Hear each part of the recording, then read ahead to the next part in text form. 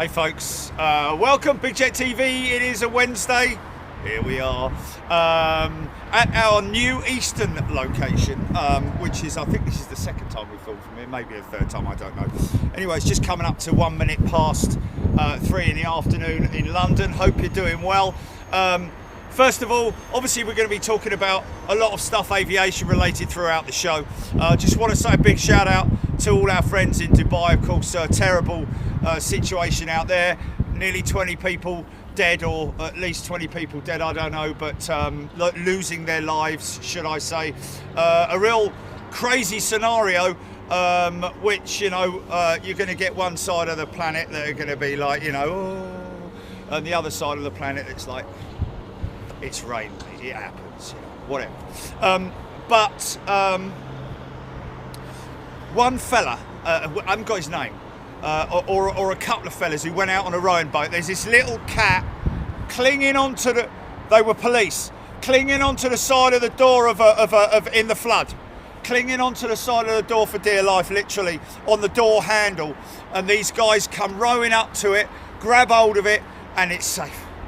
And so, you know, I mean, humans are humans and we deal with things differently, but animals, anyway, obviously it's just terrible for everybody, but to those police officers, great job. And to anybody else who's also helped in survival and saving people's lives, that's, I guess that's one part of it that will come to fruition.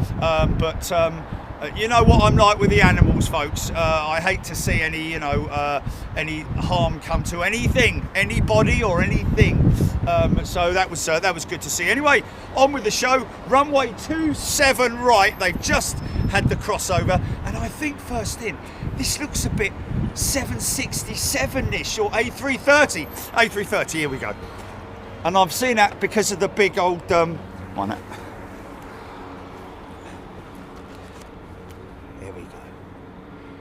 Oh no, 350 maybe? No, it is a 330. Oh, look at that shot, mate. Oh, wow. Oh, what a stack shot to kick the show off with, mate.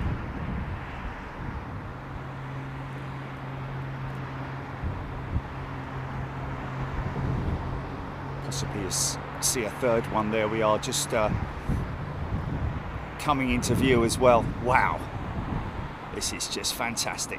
Little bit of a side wind, very light breeze at the moment, but that's here on the ground. It's not to say what it's like up at even this low altitude, but you can see that they are obviously not tackling, but they do have a slight crosswind there. No, look at this. Turkish.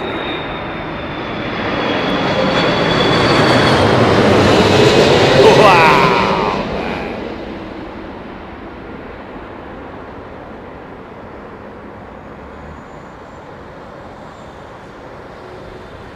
Oh, wow!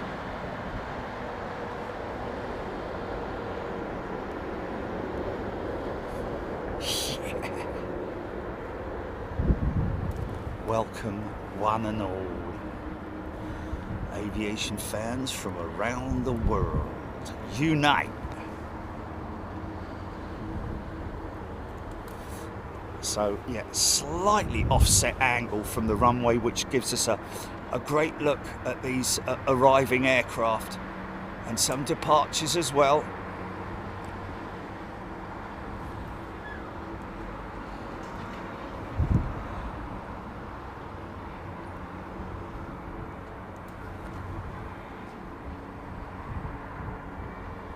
She starts to turn, literally 350, kind of sideways. Is it a north? It's a northwesterly at the moment, isn't it, Jilly? CPR, BA 350, then Gulf Air 787, then Delta 330, then Avianca 787, three heavies. River Flame. Look at this beautiful aeroplane. Look at those winglets, folks. blended wingtip.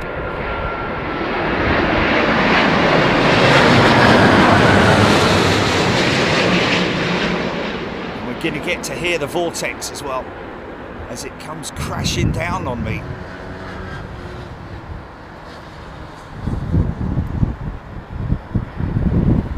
Nice.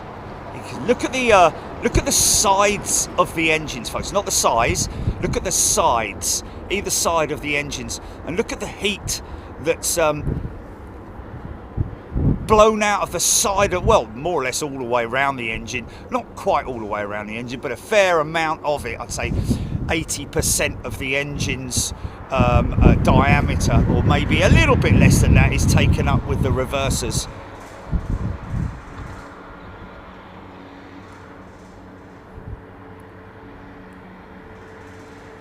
Not so evident on the BA jets, only because they don't tend to use a lot of reverser power, just to maintain the engines, keep the engines nicely maintained, to reduce the amount of time that they are off the stand and away from flying due to engine not repairs but servicing. Extend those servicing intervals.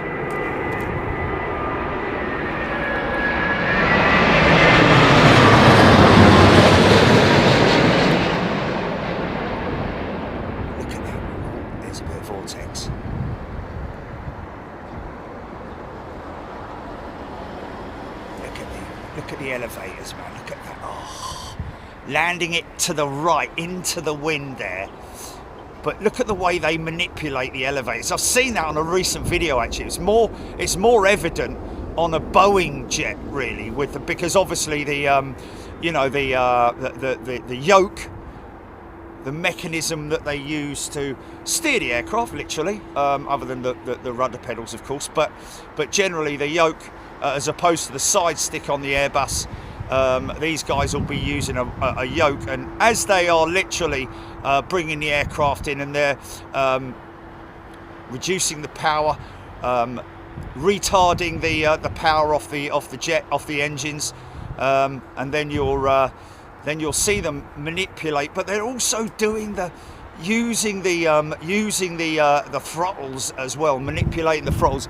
It's all a really cool thing to watch, man.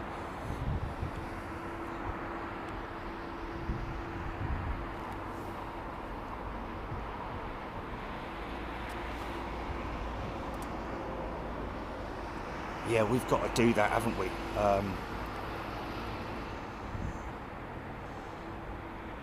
Well, the Antonov is just going out of VMA in it. I saw a post from Lone Reed Aspley about it. Okay.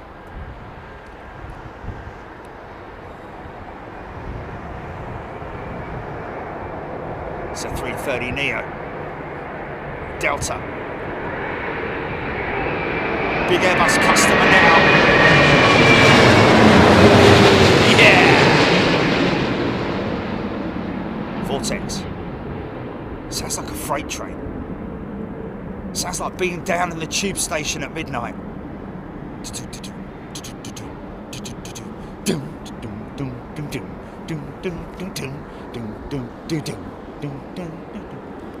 There it is.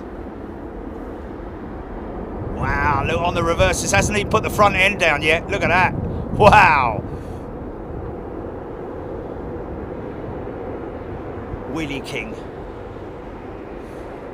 Danny Warden tuning in from Winnipeg, Canada. So, folks, we are here, obviously, under our normal guise of a midweek show. However, we are tracking an aeroplane, British Airways GV India Golf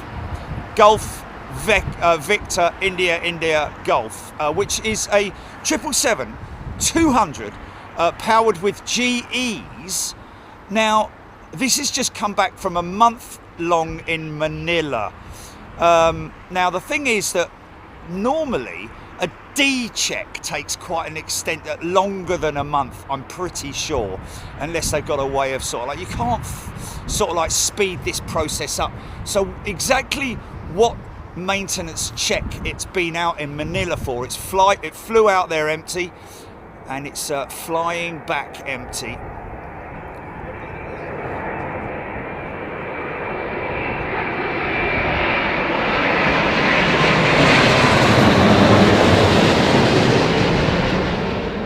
So we're basically looking to track that aircraft in. The other thing that's pretty unique about it, somebody mentioning on Twitter the other day, look at that little bit of feeder rudder there, just wow, look at that. That just goes to show everything's being done by the pilots there, isn't it? You know, or by pilot, the flying pilot, or wow, they call it the pick, don't they? A pilot in charge, or is it pilot in charge pick of the landing, or pilot in charge of the operation? Pico 7, it's over Dusseldorf. So what's the flight time, GP? Are we looking at this possibly being a record-breaking 14 hours and 44 minutes at this moment? So I think it's kind of, I can't think of anywhere direct on a 777-200 ER British Airways jet that's ever done more than that sort of like, you know, time in the air. But I don't know. Let's discuss. This looks like Royal Jordanian. Screaming in me, PIC, pilot in command. FP is flying pilot, and the other one is monitoring. So FP, the FP, pilot command is basically looking after the operation. He's the commander, but the FP is the flying pilot. So right now, wow, look at that. Everything being done by the flying pilot. The NFP is just sitting there monitoring what's going on. Look at that, mate. Look at that, look at it. Heat coming out of those engines, mate.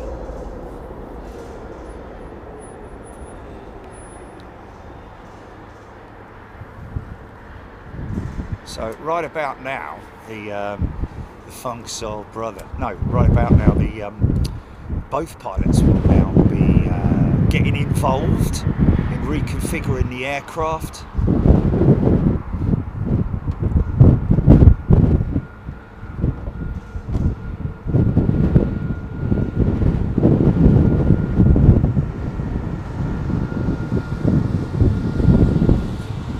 PIC is always the captain screaming at me. Yeah, but there are times screaming at me, are there not, when you have two captains flying together? I've seen it quite a few times on BA and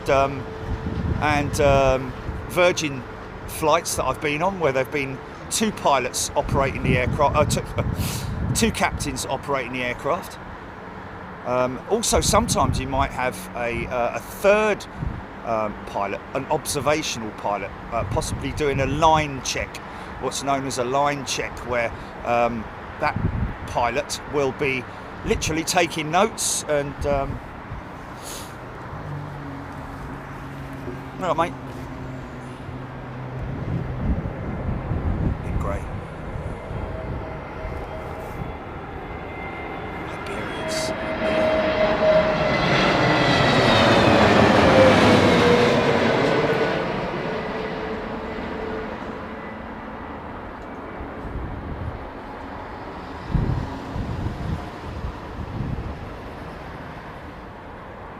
See, there's you'll witness really just two different types of landing procedures, or styles, I should say. Craig Russell is a returning member. Welcome back, Craig. Didn't know he'd even gone. Start up. What's that? Egypt Airs 777.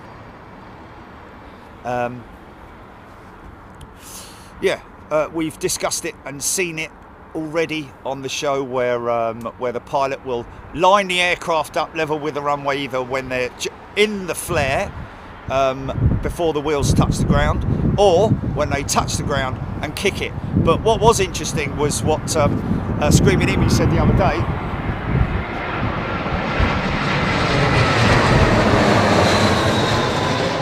About the fact that some pilots, I mean, the theory for some people would be that if you land it and then straighten it up, you get all discombobulated, as he put it, which was brilliant.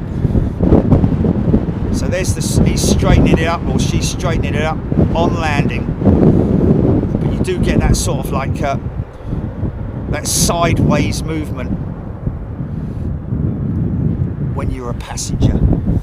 Nick Fazy, nice new location. Trident T, Scott Hetherington's, Marcos De Silva, Philip Jones. I thought 777 mainland at CWL, Philip Jones. Was he talking about the ERs or Rab H, Trevor Russell?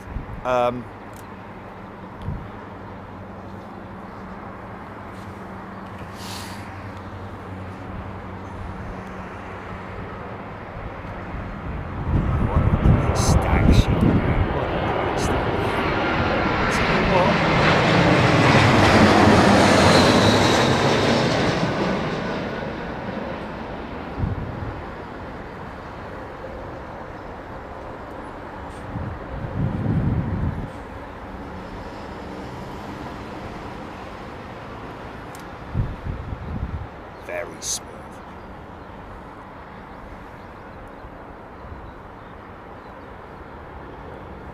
Sarah Bullschweier, good day to you from San Francisco. Just looking at our schedule for sort of May, June and July, folks. Obviously we've got Anchorage, believe it or not, next week. 2 days in Anchorage filming, and great stack shots. Now, just so you all know, I have 2 golf tournaments that I'm playing in this year.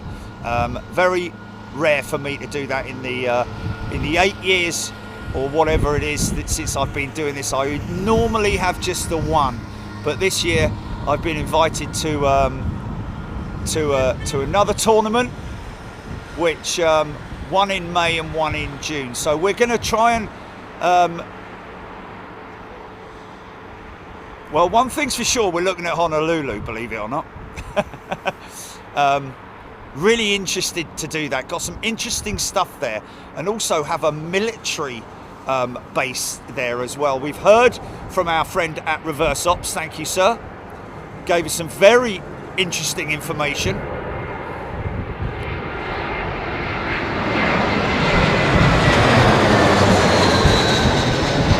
What's that, GP?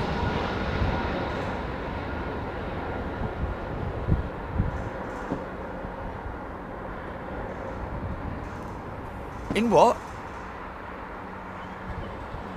Oh, for God's sake, man.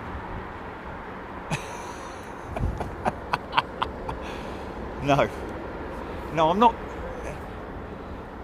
Well, we've been to Japan, and we're definitely going back again. Good to hear that Nat and Russ received their 1 year late gift,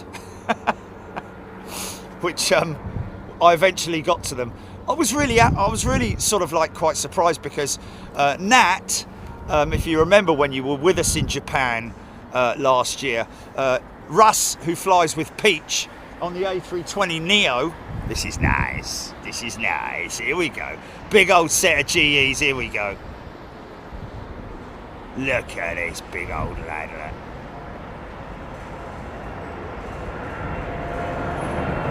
Gonna get downwashed.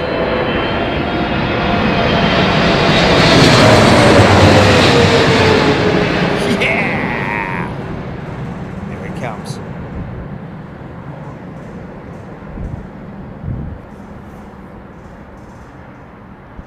Bosh! Yeah, man. All that weight being transferred. 200 psi on each tyre though, folks. Yeah, what was I talking about? What was I just talking about? Oh goodness me, yeah, Honolulu, and then what? Yeah, we're going to try and get a trip out to oh yeah, Natalie and Russell from Japan, who wonderful people. Literally, I mean, Russ was obviously flying, so Nat did most of the work, because obviously when I went out to Japan, you need to have a driving license, which you get from your your own country. How long does it last, Julie? Just wondering if I shouldn't do it now, and then I've sort of covered myself. Might be 2 years or something like that, I don't know, but anyway. So yeah, and I went into ARD, and because I asked Russ, I said, so who did Nat used to fly for? Because I was sure she was cabin crew at one point. I thought it might be Qantas. How many times did I change the models at ARD? Yeah.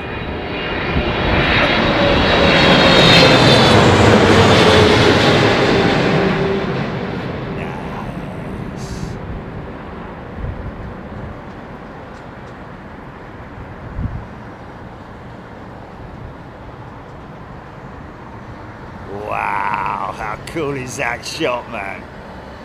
Yeah. So anyway, I've gone into. I asked Russ, and I said, "Did Nat fly for? Did she fly for Qantas?" He said she did, but she originally first flew for Australian Airlines. Get that? So he sent me a picture of the aircraft, or one of the aircraft, 767. And I've gone into ARD because I originally bought the Peach A320 1/200th scale, which is really cool. Great livery, I have to say. But then also, I asked them if they had a Qantas jet. Got the Qantas jet, then found out that she worked for Australian Airlines. Went into ARD, I just said, just on the off chance, mate, you don't by any chance happen to... Did you ever have anything by Australian Airlines? He said, Paul said, or was it actually... Shisha.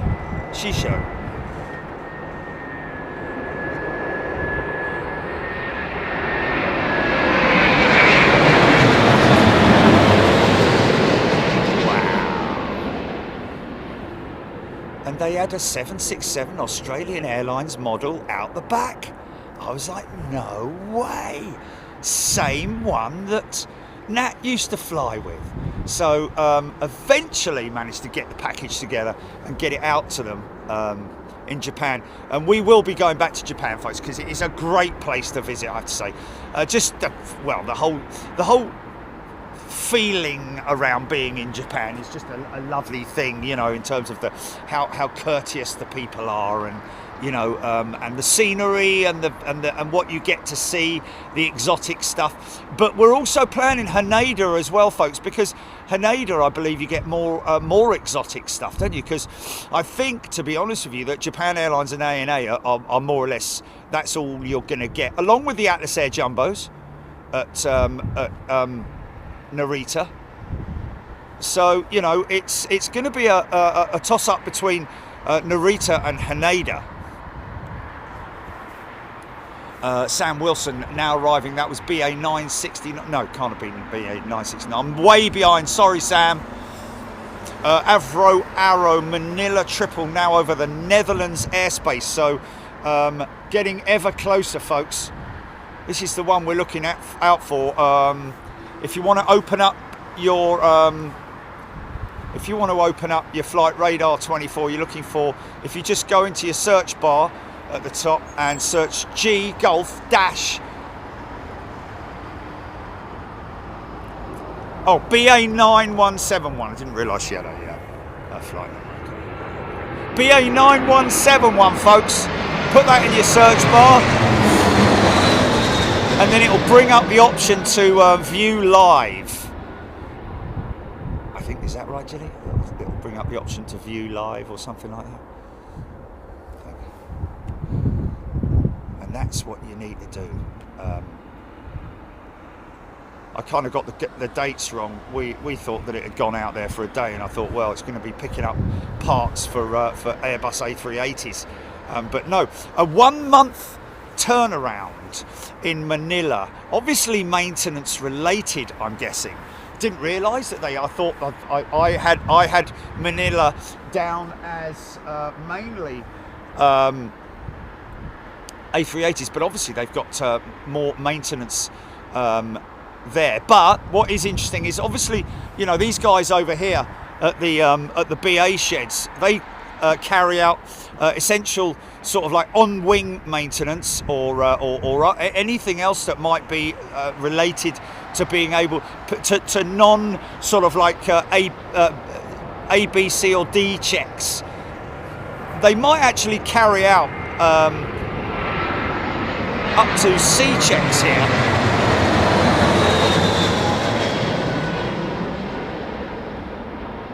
Raptor X BA 319 from Barcelona.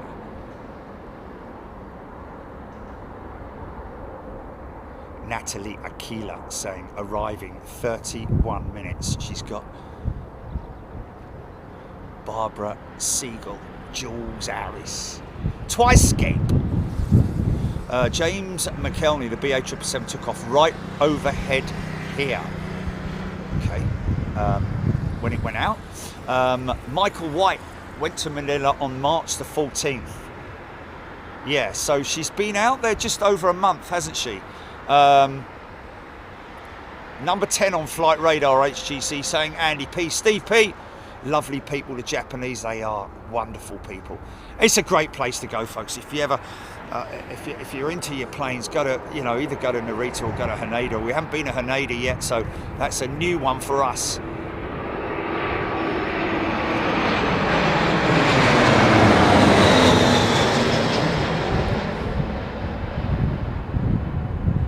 Yeah, D-check is the big one. Literally everything comes off. Engines, the interior gets stripped out, seats, cabin, the whole lot. Everything comes out. Some stuff they take advantage of being able to strip out and replace new cabins whilst they're doing the D-check. Engines are off. Go for service as well, or replacement, whatever it is they've got available to them. Like Emirates in Dubai do their own 380 checks. I think everything is done there, the D checks as well. But a C check, I think C check is obviously not as extensive or deep.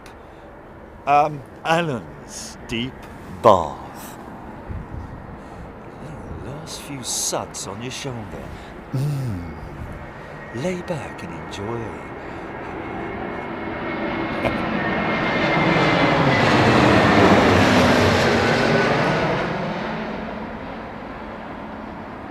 Let your head rest on the water surface. Don't fall under. There's terrible statistics on that.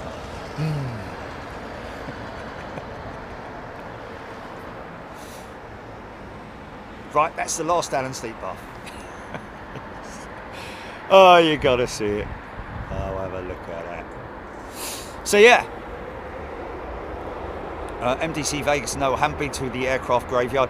I'm obviously going to spend the rest of my days explaining that to numerous people who don't hear my answer to the previous time it was asked. But basically, reason why we don't do graveyards, and understandably so, is because a lot of the aircraft that are in those graveyards are still the property of the airlines or the lease companies, and they do not want them to be seen because they are not just graveyards, but they're also storage facilities. So, oh, look at that one joining the back there. Isn't that crazy? Look at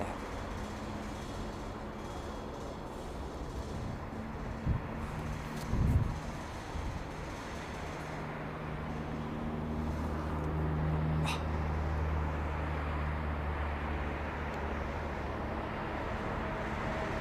Fully established, 10 miles.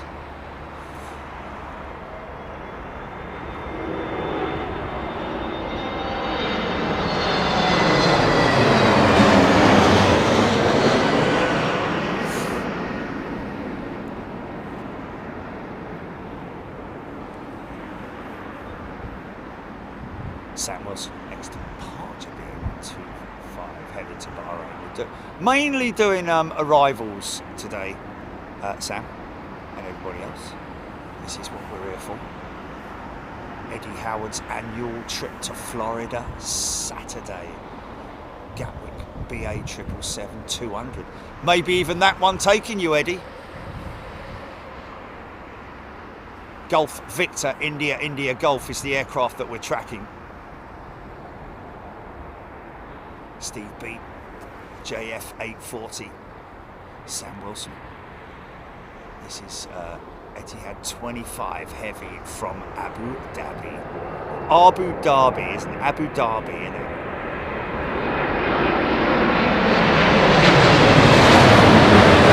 So I'm guessing we have, what is the latest in Dubai in terms of, you know,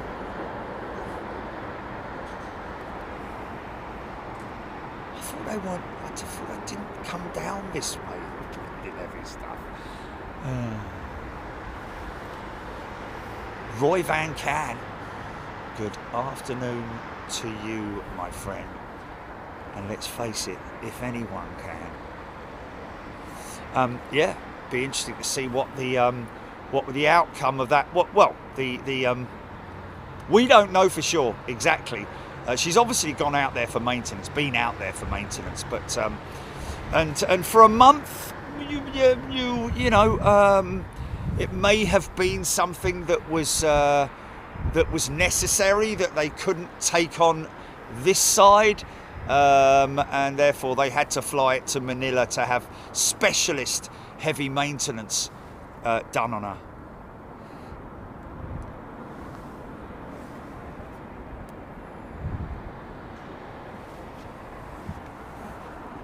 Dreamliner, look at that wing, man, look at that wing. Now watch it go straight. Ian Hanna, Flight Radar 24 showing big delays in Dubai. Yeah.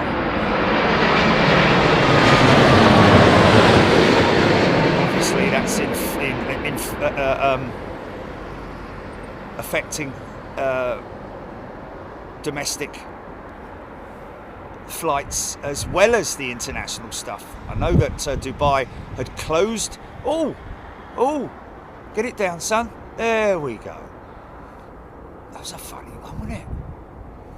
Sort of like, you know, back end, almost like the back end was too heavy kind of thing, you know. I had to give it a little bit of elevator to bring it down. CPR. Avro Arrow, great arrivals shots. Yeah, it's good. We're lucky. Wow, look how good this thing looks in the sun. Wow, look at that, man. 350. Mark Phillips is a brand new member. Welcome, Mark. Not Captain Mark Phillips, is it? Trevor Russell, Sam Wilson. This next one, I think this is BA 274 from Vegas. MDC Vegas. Sharon Mamouni.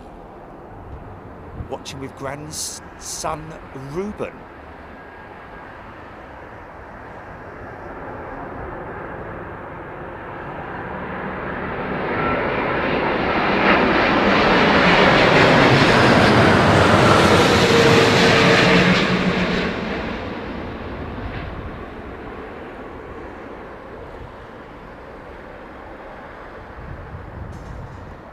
Wow, look at that. Look at that correction in the flare. There you go, you see. Two different styles, but there you go. He's got a bit of a... I think it's the other way round, isn't it? Certainly seems to be. He had a bit of oscillation going on there. MDC Vegas, I've done that flight. Andy P. in Morrison, ex-Aviator. Looks cloudy, but just in case. Asiana Cargo 747. Cruiser overhead, yeah. It's broken cloud at this point in time. All that stuff that you're seeing there has moved away from us, obviously. But there is other stuff behind me. Transport in Kent, this spot is fantastic, isn't it just? Look at this. Gary Croson.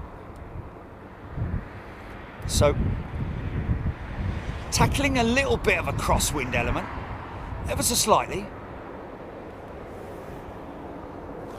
Russell, Virgin Atlantic 351,000.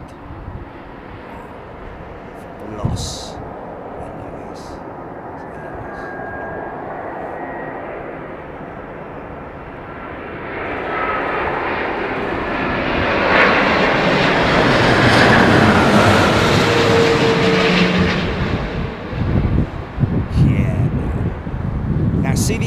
the undercarriage. When they get that in the flare, it's more or less, they get it absolutely bang on. That undercarriage is more or less flat. There it is. Look at that, man. Just slap it a little bit on the back end, but nice.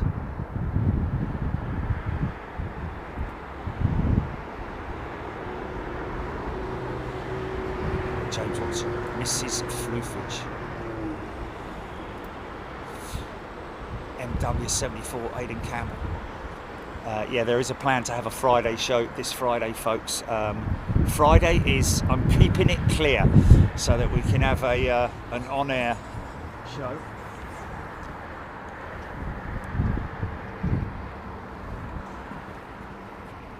Twice keep. Love that shot with. Oh, it says 7.6. No. Dreamliner again, sorry. Because you know, it's quite interesting. The 767 does have quite a decent wing flex on it. Aidan Campbell, Singapore Slinger, 29 minutes. Biman, Bangladesh.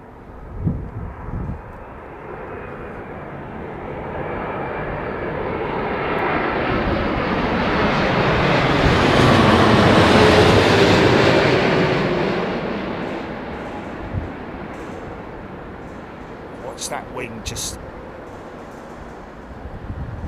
deflex. Watch the wing deflex, man. Wow, look at that. Sort of like on the return, as you call it on suspension. The rebound, when it's coming back on the rebound, you've got your compression and rebound basically. And when it's on the rebound is when the wings tend to deflex the most.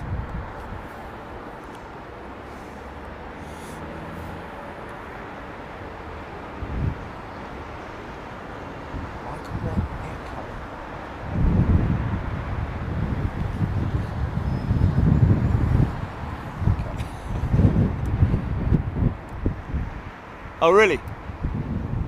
No. Hey? Got no teeth in? Sorry, what are you saying? Yeah. I've got no, sounds like I've got no teeth in. It's not damn like I've got no. Oh, that's not very nice, is it? What's going on there then? Oh, I'll call you back, mate. Flipping heck. Emily Harding is a brand new member. Welcome, Emily. Stegshire. Hello? Can you hear me? Is that better, Jenny? Is that better? Flipping heck, man. Is it better? Right, thank you. God, blimey. I'm having to start the flipping show with the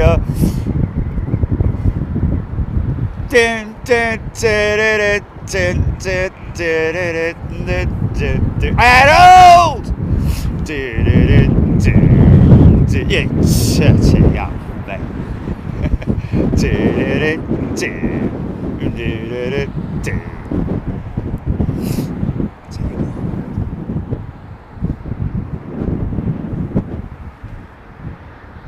Seconds.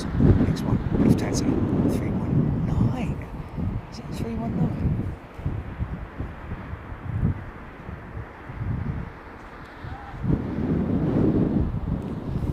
Eve Hoskard has gifted 5 memberships. It's cold enough for the old for the woolly hat, mate. Look at that look at that water in the distance there, man. Look at that water dropping. That's amazing rain right there, folks. God, that wind is chilly, mate. Flipping heck.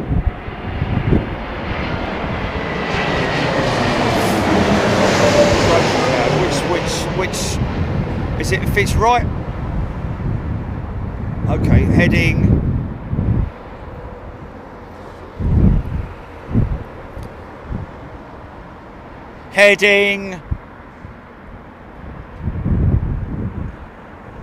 Okay, Okay.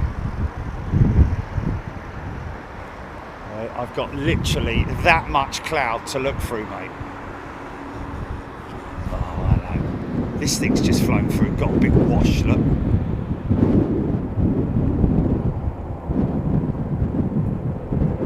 Tim Johnson. Is this the ANA Pokemon jet? No, it's Japan Airlines, isn't it? Look at this.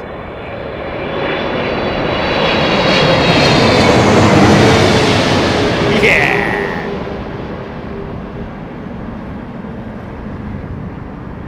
Vortex.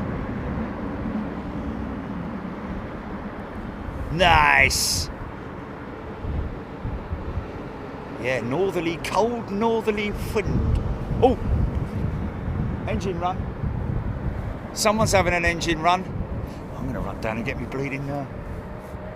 Yeah, I've got to listen to this.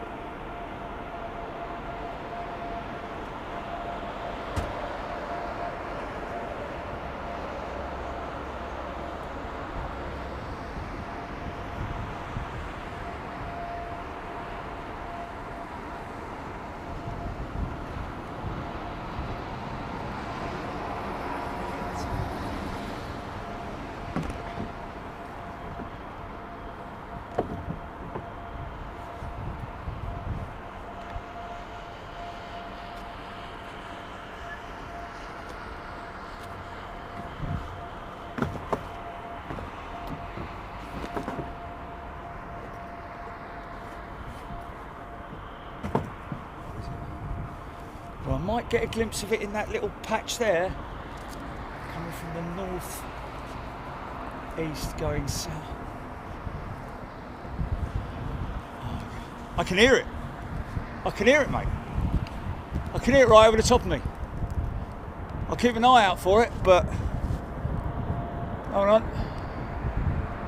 It's going to be a very fleeting glimpse. Hello. Is there anybody out there? I'm keeping an eye out. Wait a minute. Coming back from that shot.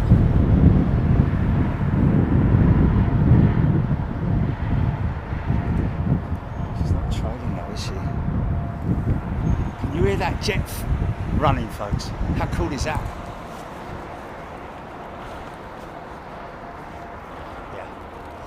She's gone, man. She's gone, isn't she?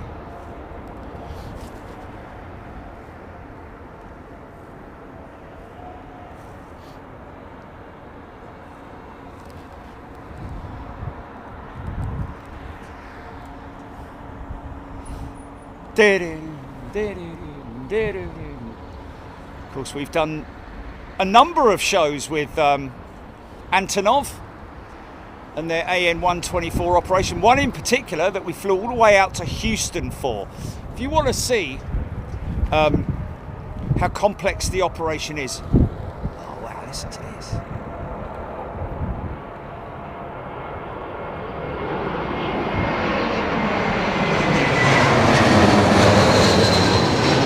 If you want to see how complex the operation is, then you can look in our archives and see the show from Houston. Wow! Pico 7 BA 777 over Southend. Let's get it to number 1, folks. See what we can do. Nick Gray building of that loading ramp of the AN-124 was crazy. Yeah. Kind of the last time we is that it turning on the back now? No, it's not yet.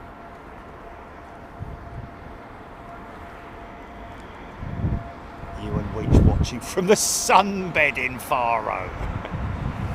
Just hit the coast, right? PP ex-aviator loving the sound of the engine run up. That's great, you can hear it.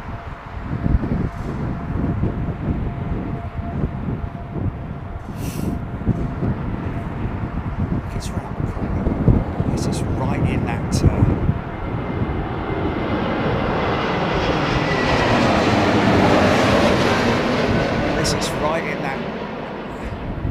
Aviation.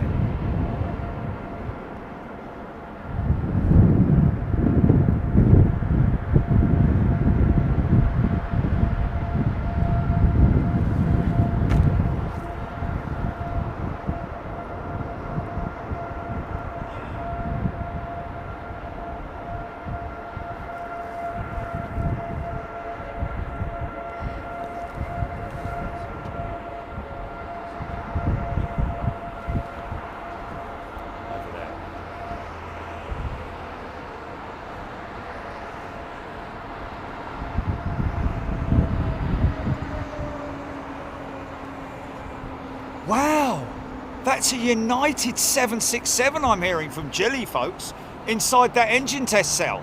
Are you sure? No, you're looking at the wrong one, mate. That's the United 767 being moved. Oh, okay, so it's not, yeah, right, okay. Okay, so it's not on radar. Kind of didn't sound like Pratt & Whitney's. Is that Dave? Is that you, Dave?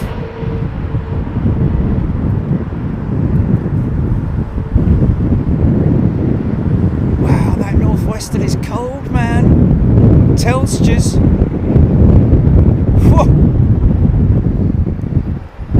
Heathrow Arrow Houston show with the AM124 was amazing. Check it out on the archives.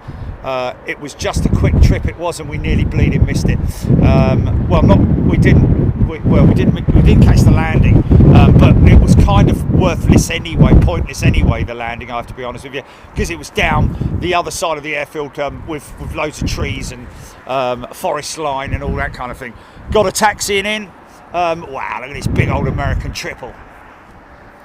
BA 9171 due 12 minutes, chirping bird saying, tell me when she's on the back of the sack, Jilly, please.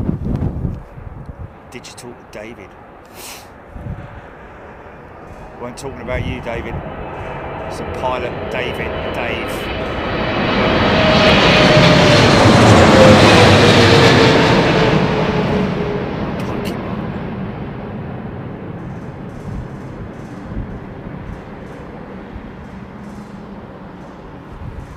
Barry Quinlan has gifted 5 memberships. Thank you, Barry. Here comes the vortex.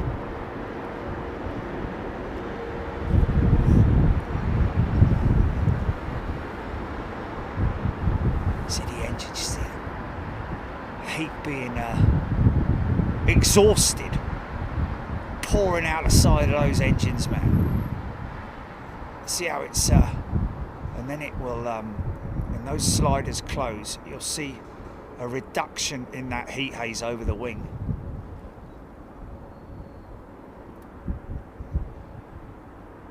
And there it is. Sliders are closed. Engines are stopping, reversing, everything's on the brakes. Make a left turn, sir, and you can start bringing your flaps up, getting yourself all reconfigured for the ground.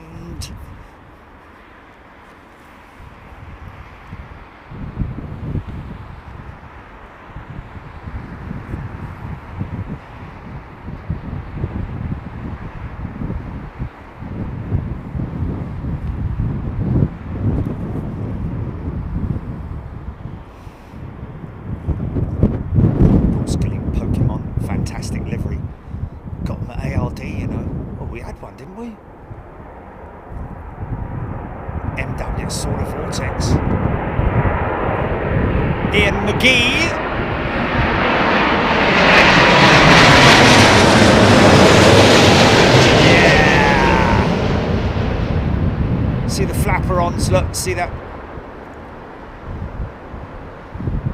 High-speed flapperons, or high-speed ailerons, otherwise known as flapperons as well. Some people don't call them flapperons, they're like, even pilots are like, they're not flapperons. Well, what are they then? I know they're high-speed ailerons, aren't they? But they're also, if you Google the word flapperon, that will come up. So I'm only going on what obviously some pilots do call them the flapperons. There are, some flight control surfaces actually have 2 different uses, if you see what I mean. ailerons and flaps as well. You know, you've also got elevons as well, which you see on fighter jets quite a lot.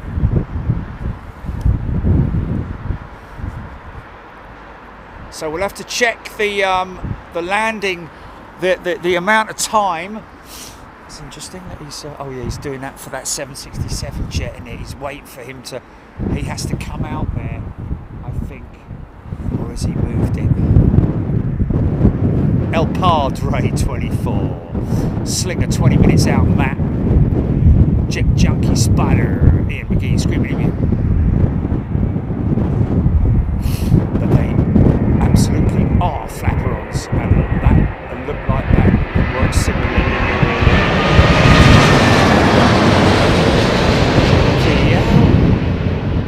You wouldn't believe how cold it is on top of this fan, mate. It's ridiculous. The wind has gotten really cold as soon as that sun goes in. Beautifully done. There they go.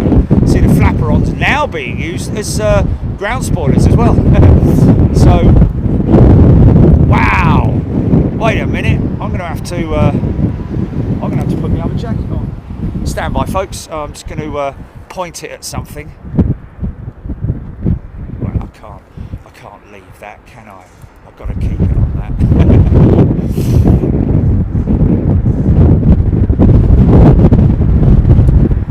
So let's get the 9171's what we're looking at on 4 on flight radar 24, folks. See if we can get a number 1. Lady Campbell Slinger just hitting the Essex coast. I would imagine that our jet is quite close by, isn't it? 9171. She's on the back of this. She's over Chigwell. Okay, still a little ways to go then. Look at that beautiful aeroplane.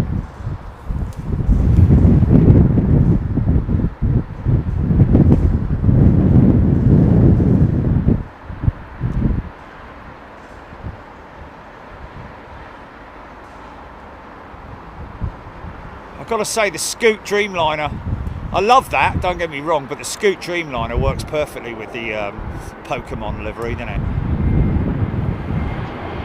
Saw that in Sydney before we left.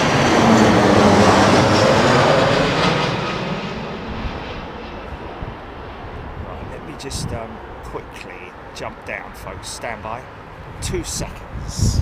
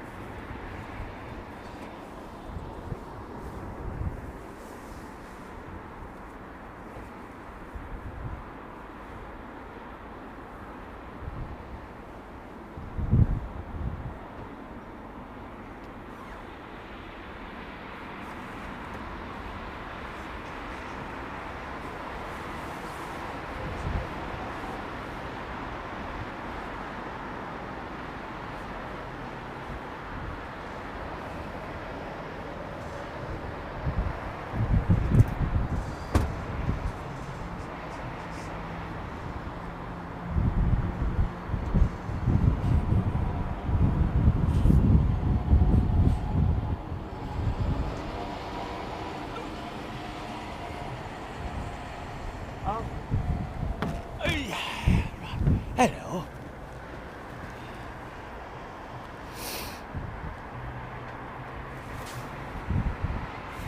I think a runway inspection is underway, is it? We've got a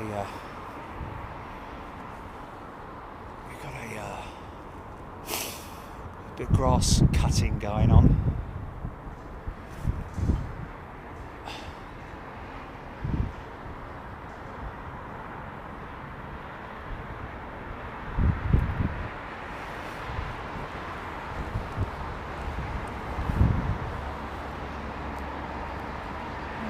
Barry Bolter is a brand new member. Welcome, Barry.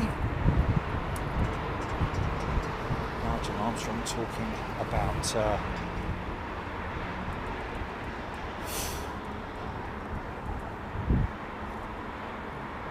yeah, so we're obviously not going to see any Emirates 380. Would I be right in saying that, Julie? Or look at that sky, man.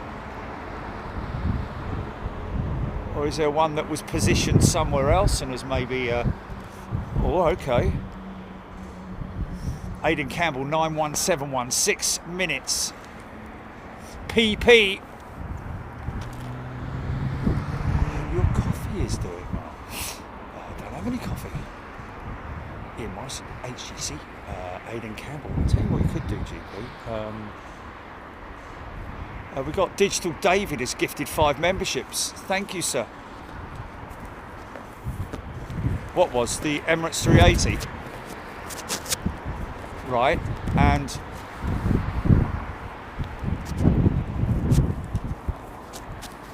oh my good God, what, 9/11 tonight?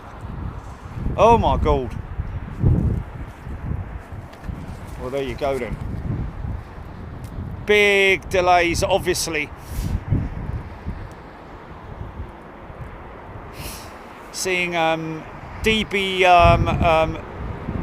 both airfields completely flooded.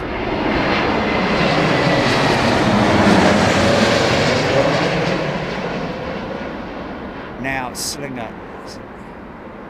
Okay, we've got 9171 turning onto the back of the stack now, folks. Back of the glide slope, that is. Destination Dubai livery 380 is 90 minutes, 100 minutes out, did you see? There it is, folks. So what is the flying time? That's what's critical. You can also see that on your Flight Radar 24 apps, folks. You'll be able to see the flight time of that jet and all these jets, of course.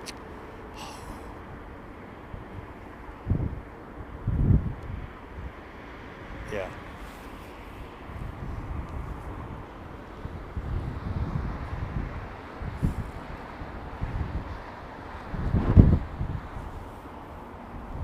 This message flew Fedge Violet Paul Probert. Thank you, Paul. Lima Assassin. Good afternoon to you.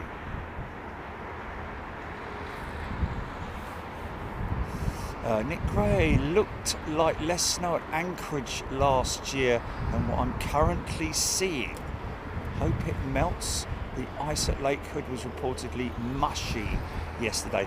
Well, it's the summer show in August that we really do get to see Lake Hood. This trip is going to be more angled towards the freighters and the big jumbos, as well as all the other crazy stuff we see there. I'm guessing that Everts Air Cargo is still operating their DC-9s. There's also the little 737-400s, is it?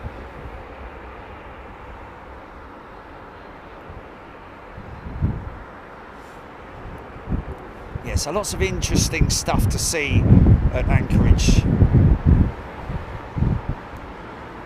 Thank you again, Digital David.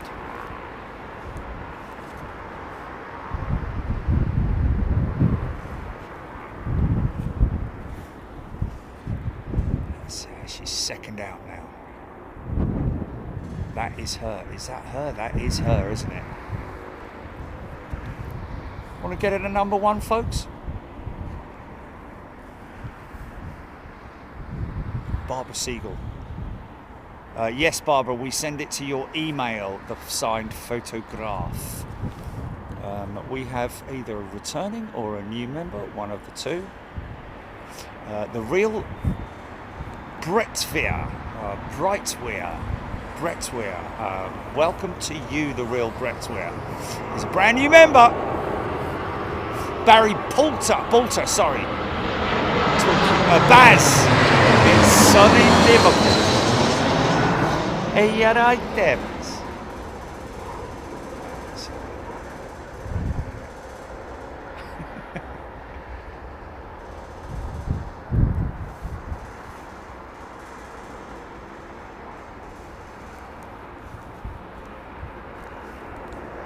BA 777, number 8.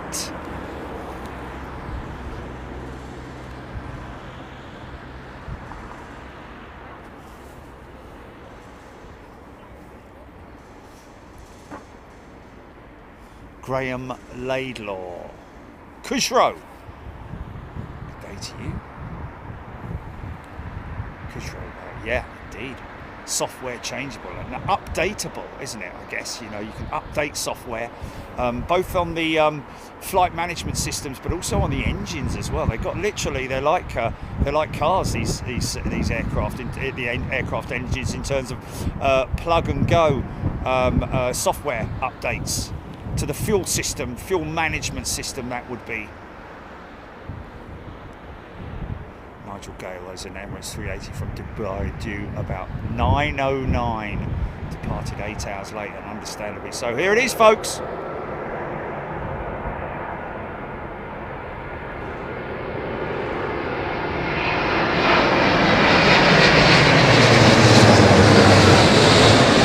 Wow. Tell you what, she was looking clean, mate.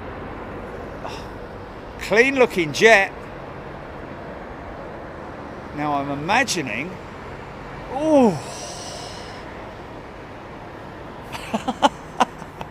I'm imagining that what they will likely do is, because the crew obviously have to go through customs like anybody else does, they'll have to go through security, blah, blah, blah, blah, blah. So they'll likely maybe take that aircraft to gate first, deplane to get the crew off, and then tow it up to the maintenance sheds here. I'd imagine she'll probably come up here and have a once over, just to make sure that get her prepped for the flying in terms of the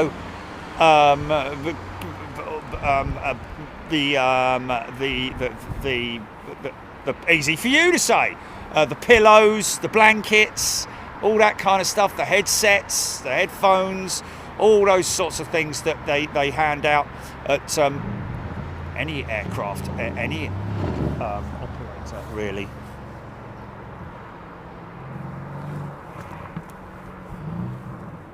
Blimey.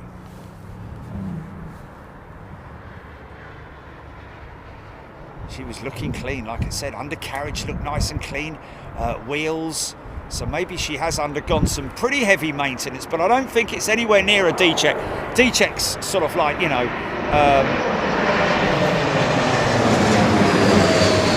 think it's a good couple of months, if not more, for a D-check, where they will literally do check all the aircraft, wings and fuselage, take all the removable panels off, engines will come off, interior will come out, APU will likely come out as well.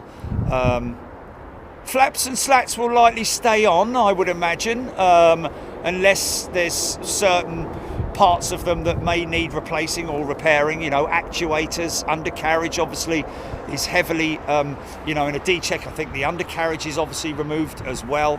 So there's a lot of things that get done during those checks. Oh, sorry about that. Kristen has gifted 10 memberships. Thank you, Kristen. I need to put my other gloves on.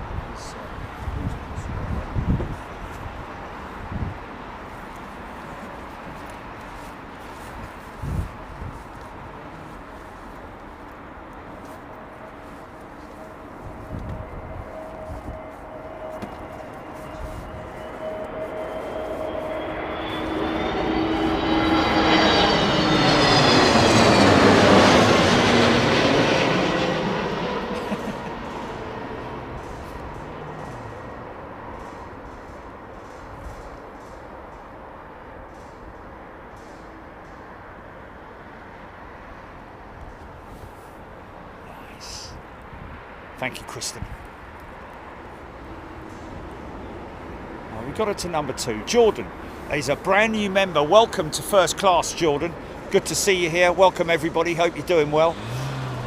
14 hours and 50 minutes, Mark C1974 saying. Now, That's what you have to ask yourself. A 14-minute and 50-hour flight. I don't think there's anything on the BA flight schedule that has that sort of like length of flight.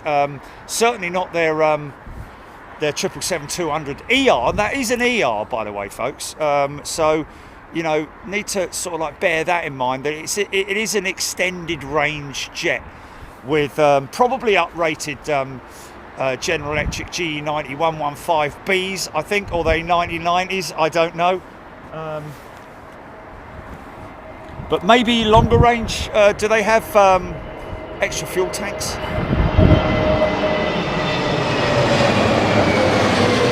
Either way, it's a very old aeroplane, that's for sure. And I tell you what, folks, I'd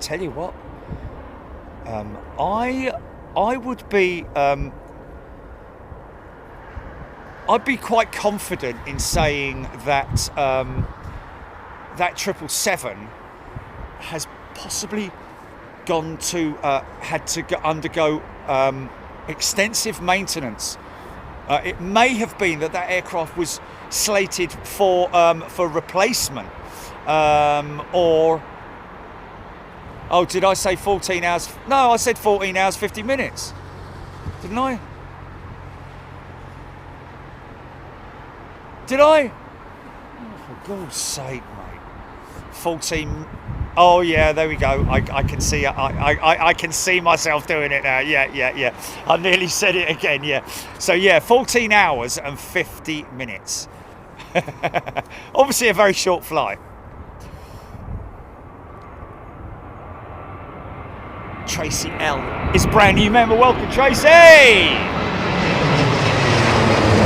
Shamrock 105 is, I think, a returning member, even though I'm not seeing any badge against his. Shamrock, welcome back.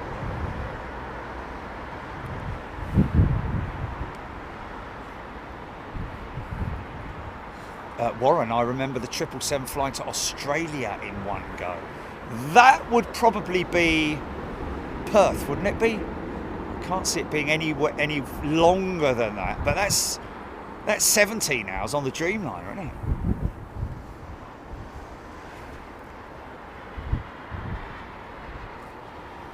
Slinger joining the stack. Jane Quinney telling us thank you. Here we go. Look at this for a stack shot, folks. Look at that. Look at that. 27 years old. Jez White saying that. That 777, man, 737.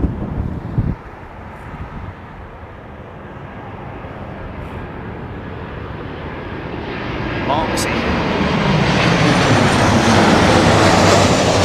Yeah, we're talking about the longest flight on a specific aircraft, the 777-200 ER with General Electric engines. I mean, those four main things that we're looking at, because otherwise there will of course be longer flights, etc, or as long.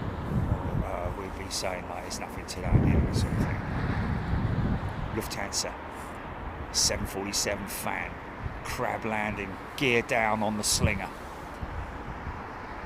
Flaps 2, I'd say at this point in time, probably.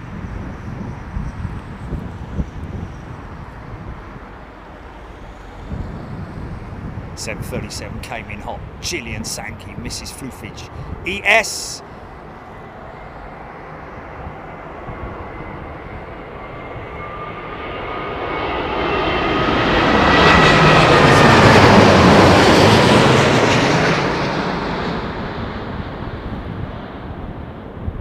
Michael K, 12 hours is as long as I'll stay on an aircraft. Too long for that. Well, we were 14 hours on the Slinger, weren't we, coming back from Japan, weren't we, Jilly? And that was a very long flight, man. Oh, sorry, Singapore, my apologies, yeah. God's sake, man.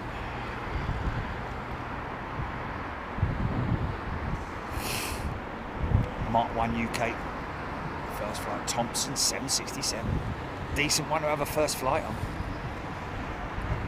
Craigie Gerard, Penny Haskins. Yes, it was Perth.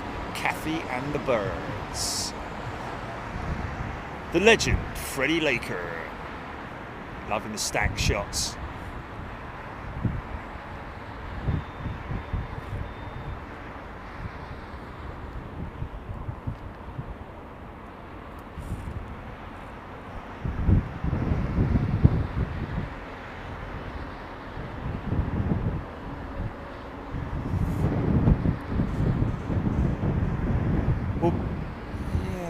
I don't know if it hasn't been postponed. Project Sunrise hasn't been postponed, is it? Project Sunrise is actually not new. Yeah. Hasn't been postponed. Well, yeah, I mean, it's delayed, isn't it? It's now 2006, they're saying, early 2006 or something like that. Or 2005, early 2005.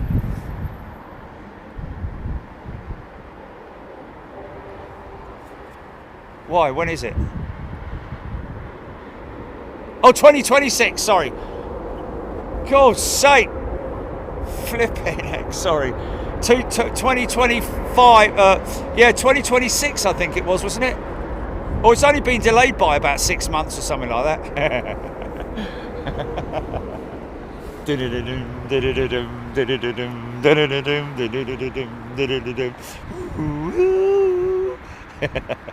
Step into my target. Oh, 2006. Wow, that would be a great spot in 2006, wouldn't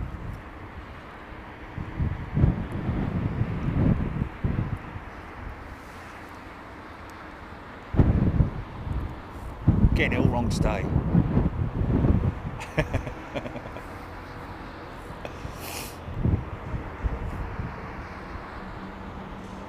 Peugeot. 1980 flew on a Philippines 747-200 London, Frankfurt, Bahrain, Karachi, Bangkok, Manila. Bloody hell. All that stopping and starting, I mean, you know, but back then on a 200. I mean, how many hops? Is that freight or something?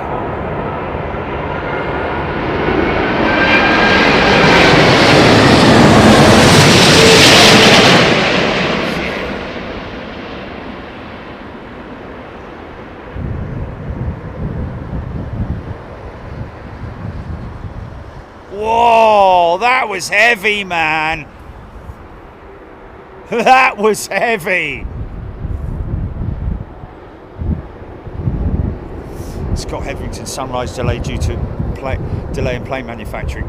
Well, yeah, they're all going through it at the moment, but we're only talking about a 6-month delay, they say, for the 350.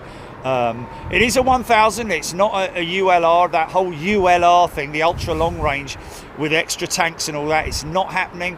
The folks at Airbus have tested, and they can fly an A350 1000 on that Project Sunrise route.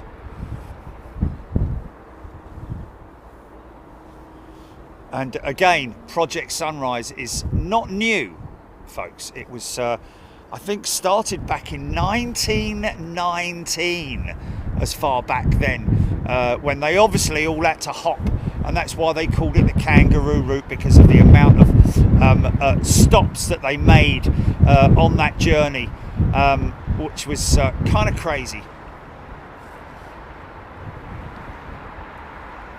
Screaming Emu, what's the best aviation museum in the UK? Depends on what you're after, really, Screaming Emu. I love Hendon. I love RAF Hendon, but only because it's got a bomber command hall. But in terms of everything, and in terms of having an American, they've got two different. They've got the sort of like European, and then they've got the American hangar, haven't they, with a big B-52 hanging off the ceiling or whatever it is.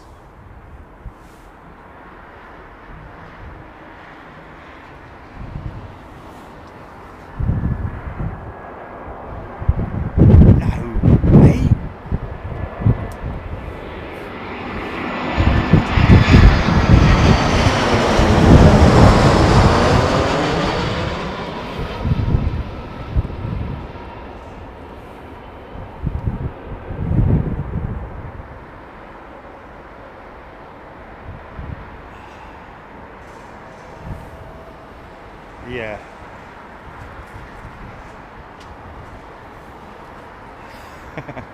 Living in the past today, man.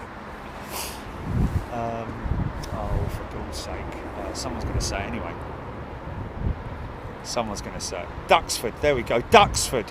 But the only thing about that, Screaming Emu, is Duxford is a tough one to get to if you're not mobile. If you've got a rental, then it's a very easy one to get to.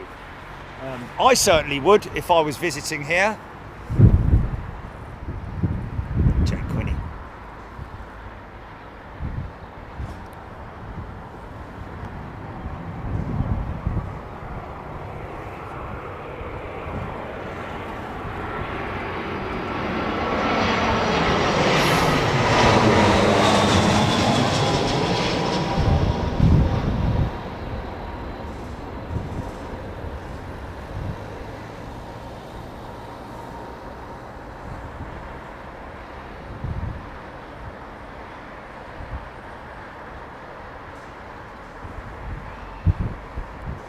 Look at that big old lump coming up.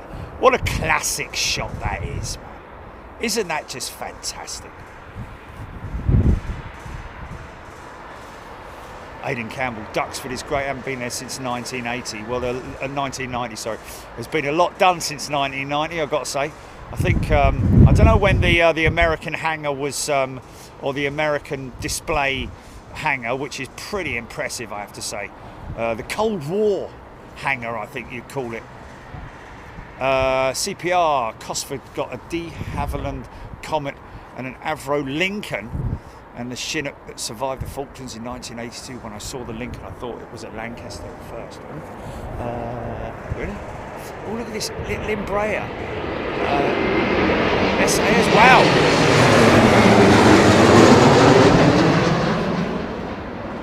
What's that, GP? What's that?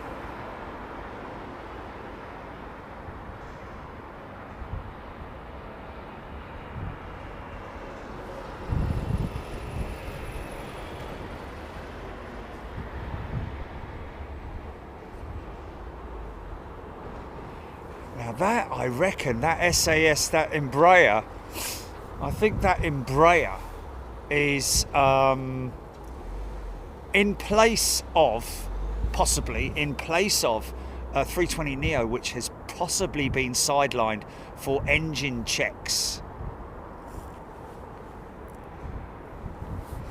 Dennis went to Duxford last year. It was one of the best museums he's ever been to. Oh, it's a fantastic museum. You need a whole day there, folks. Don't go rushing around. You need a whole day there.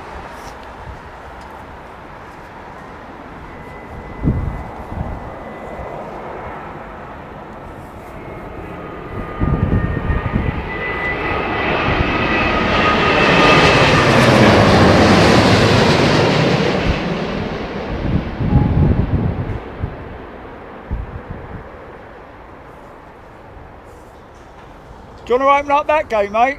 Huh? Do you want to open up that gate? Or are you shutting up? I'm shutting it up. Oh, okay. Shouldn't have been left open. Oh, shouldn't it? No.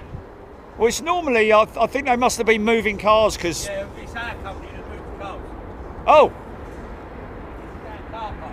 Someone's not doing their job properly. No, you sure are. Can't get the staff these days, eh? I mean, leaving gates. Very true fact. Yeah. Yeah, don't start me, mate. Nah.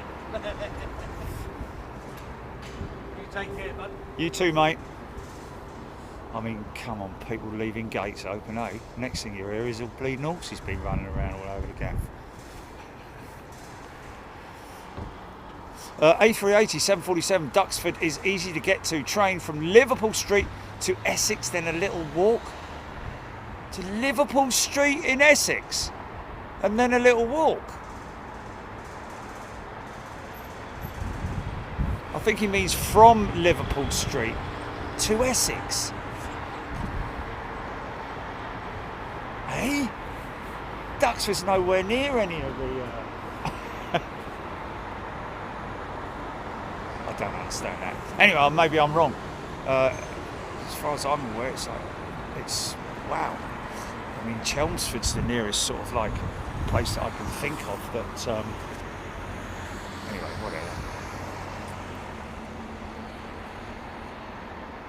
Eddie Howard, do any museums have a U2 spy plane? I think Duxford does have a U2 spy plane. It's on the M11, isn't it, folks?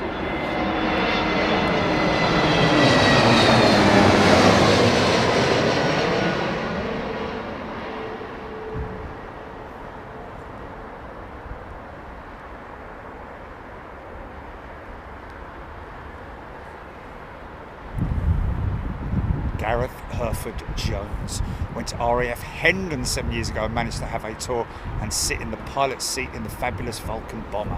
Yes, I love Hendon. It's got a special place in my heart, really, because my old man took me there many moons ago when I was a little lad, and I loved it. You know, I loved museums back then. Still do, find them fascinating places. I love history. I'm very interested in history of you know, all aircraft, really, all aviation in general. Yeah, I'm sure that they've got a U2 spy plane at, I think they have at Duxford. Hendon is great. Yeah, they've got a Vulcan bomber. They've got the old the Halifax bomber that they fished out of a lake that landed on a frozen lake. Then when the lake defrosted in the summer months, it sank to the bottom of the lake and it was retrieved.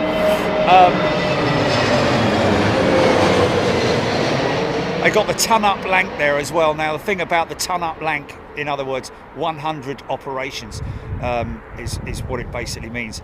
It's a very famous aeroplane if you read up the history of the Lancaster. And it's Lancaster, by the way, folks. I was very surprised the other day when Jeremy Clarkson on a very old show mentioned the Lancaster bomber and called it the Lancaster bomber. I think there's somebody trying to be a bit sort of like politically correct, if you know what I mean, but it's not. All the air crew that I've ever spoken to, it's always been the Lancaster. Don't let anyone else tell you any otherwise. But anyway, they got that. They got the B-17 there, of course, a Mustang, the Vulcan bomber. So yeah, really good exhibits. They did have a Wellington bomber there, but that went off for some repairs at some point. And I'm not sure whether it's back or what, but then they got Fighter Hall as well. They got the Jaguar, or I think a Tornado or a Jaguar, one of the two. Spitfire, Hurricane, all that malarkey. You know, the Meteor and blah blah.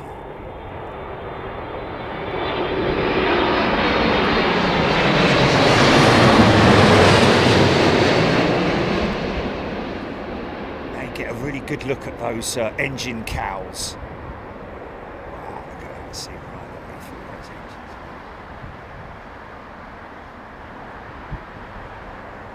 Oh.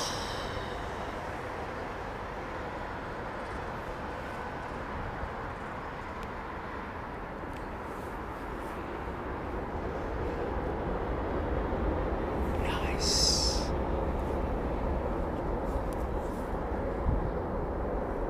Oh, there we go. Flying bedstead. They do have a U2 at Duxford. There you go. Outside as well at Duxford, they've got the VC-10.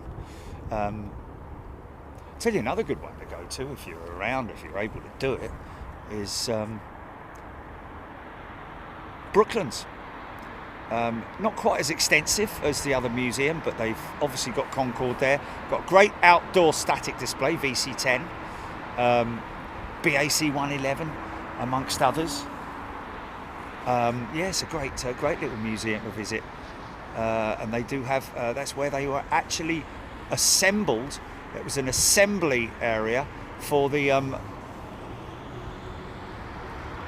Wellington bomber, and they've still got one of the sheds there with a Wellington bomber. Another one that was retrieved out of a lake. Complete with bent props. Oh, this is a smoky number 2.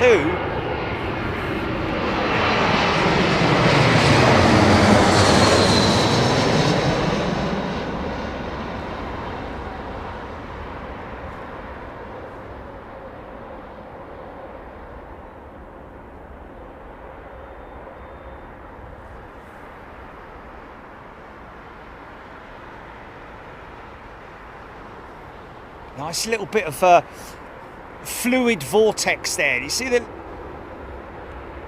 as the heat from the engines mixes with the wing vortex, you get this fluid that sort of like drifts across the runway.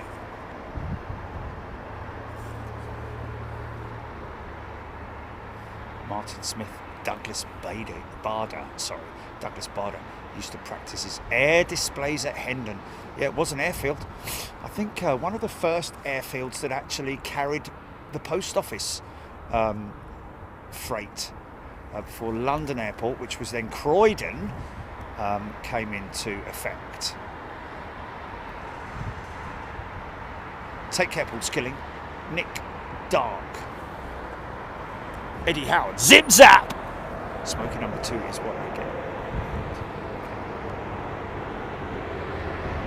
The 220.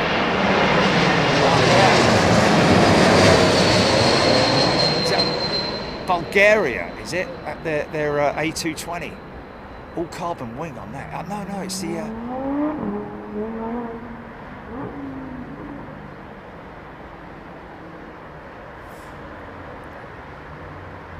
Great to see that. See, now that's what happens when you get a pilot who feeds in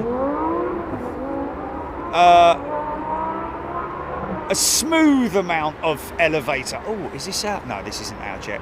She's far too dirty. That's not her, is it? Not India Golf, is it?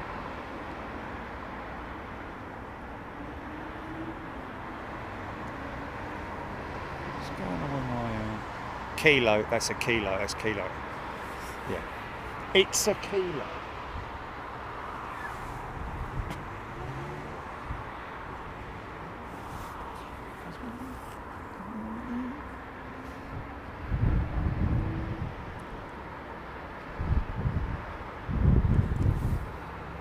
Kurt Ericsson, little stiff on that landing wasn't it?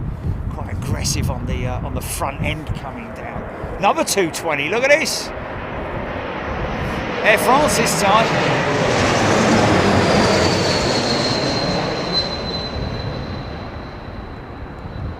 You see right the way through these engines, we think.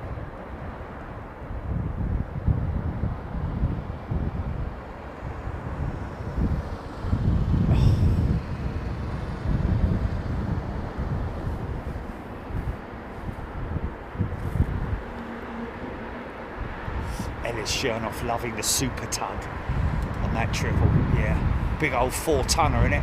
4 or 5 tons those things weigh, those big old super tugs. Messy, smelly old things obviously, but we love them. This is Flufage. Did we see Pinky? It's kind of its territory around there, isn't it, Pinky? So you need to sort of like have a little look around. That's not him there. That's some other vehicle that looks a bit pink, doesn't it? But yeah, that's the sort of like territory. That's its territory, isn't it? Pinky is sort of around that vicinity. Gary D saying that he'd love to see BA dip their toes into the 220 market. Well, don't forget that they've got the Embraer, haven't they, at London City. And I would imagine that that British Airways would continue with Embraer as a customer at London City, especially as they carried out taxi trials there, and it has been long landing. It has been not just the taxi trials, but also the 5%. I think it's a 5% descent approach path, as opposed to about 3 degrees here at London Heathrow. Most airfields are around about 3%, but you have to undergo specialist pilot training to become certified to or type rated to be able to fly an approach of 5 degrees. I did it in a simulator. Michael Bodner is just reading that the FAA has ordered a ground stop for all Alaskan airline flights due to an issue with the system that calculates weight and balance of the planes. Well, that's got to be a software glitch, isn't it? That's something that's on board the aircraft, part of the calculus, and that'll be the onboard computers. That's just a software update, isn't it?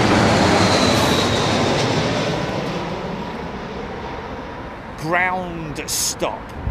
Okay, so are they saying that all aircraft? I mean, blimey, come on, then.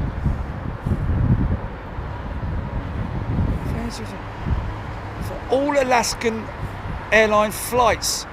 Oh, okay, so it's nothing to do with any aircraft particularly. Sorry, my apologies.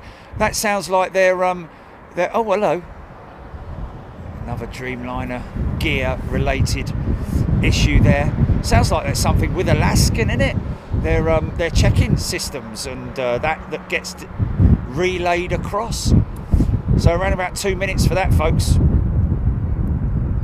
Possibly a wheel malfunction, a brake malfunction, where the wheel is continuing to rotate. Could be a hot brake scenario, highly unlikely in these conditions. I would have thought more than likely it will be related to the braking system, electrical braking system on the Dreamliner, of course, and as a result of that, they from time to time have a brake unit malfunction, which means that they have to keep the gear extended for around about 2 minutes before they retract it for safety reasons, because obviously also a wheel does not like to rotate on its side. It's designed and manufactured, the bearings and all those components, which can get very hot if they're rotated in the wrong way. Beautiful. Malaysian, is it?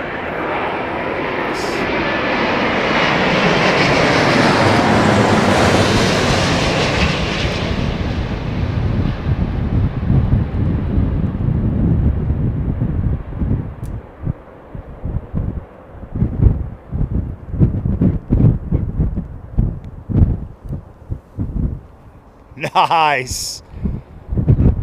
You see what I mean about the angle of attack on the undercarriage? When you get the flare absolutely dialed on a 350, your undercarriage is literally level with the runway. Very well designed system on board that. Vinny, 350 now, think about it, the E2 might be an easier upgrade. Yeah, well, it will be an easier upgrade because they wouldn't need to type rate them on the 220s, would they? But I think that oh, we've got rain. Did you just say rain? Did you? Oh.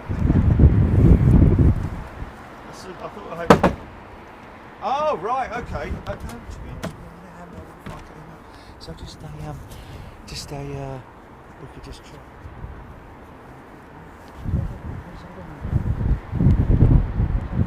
What have they done? McDonald's, come on, man. Get with the program. We've got some lazy, sort of like enthusiastic people working at McDonald's marketing department now. Just happy with what they've got. Weights and balance is an important thing, because, and not only that, but the pilots rely on that information to come from the baggage handling company or the check-in systems, which calculate all the baggage, and then also do an average calculation on hand baggage as well, because the hand baggage doesn't get.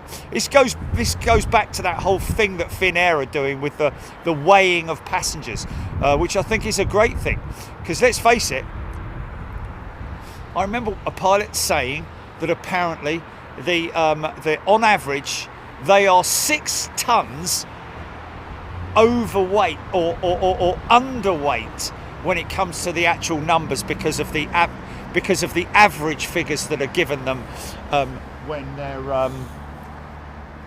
when they're calculating the average. You can't obviously people's hand luggage isn't being weighed.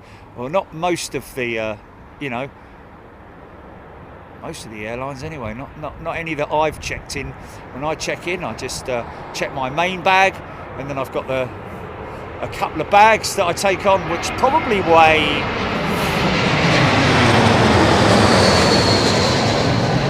combined probably around about 5 kilos, maybe something like that. So then, I don't know what you see. Each airline's different, but I guess there's a global average, isn't there, for passenger body weight and carry-on baggage as well. So it's quite interesting, isn't it? Montana girl, love me some 787. Helen Clapp, Simon Harding. Let's see a Airbus A330. Well, I mean, I think it's unlikely. I think so, because really all they do have is the 787, the 777, the 350 in terms of the big jets.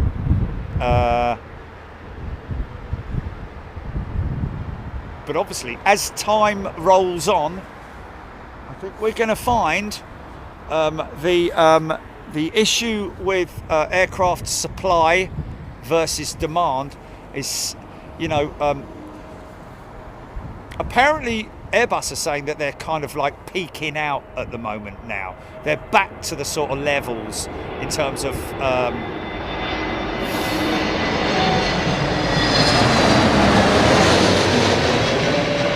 because obviously, it took quite a long time for the world, for the global supply market to get back to its original levels. Nobody expected the Spanish Inquisition. No, nobody expected the aviation industry to bounce back as quickly as what it has done. Nobody pre-planned that. I have to be honest with you, apart from some very clever people at Lufthansa. They're literally laughing at all the other airlines, especially British Airways, I have to say. Why did you get rid of your jumbos? Didn't you foresee a potential issue with? We all knew that there were problems with delays of aircraft deliveries pre-pandemic.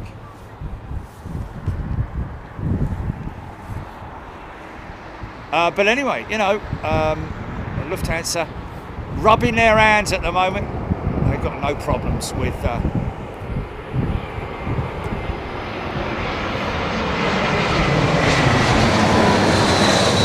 See, now this is an IAE powered engine. Now I'll try and look through that engine.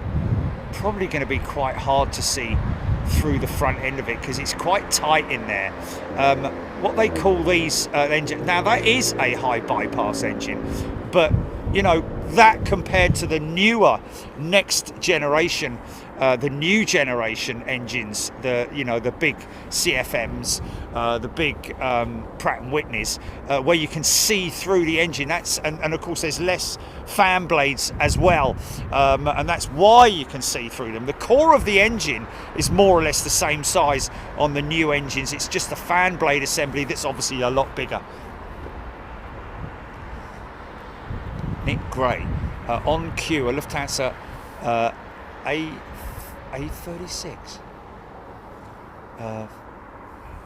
A346 maybe he's saying, passing east to west on flight level 360. I don't know.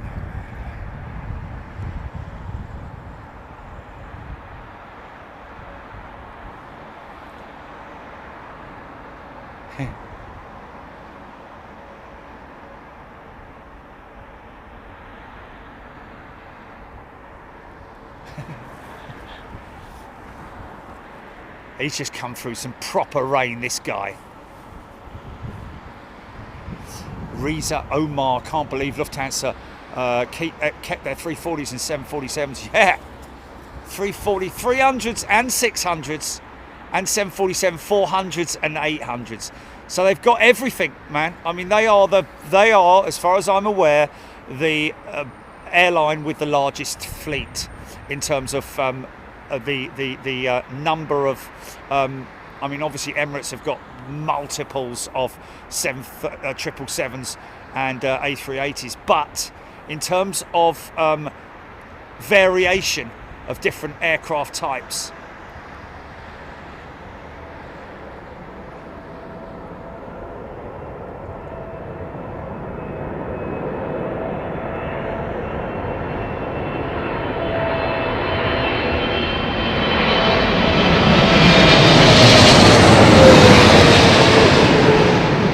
Yeah.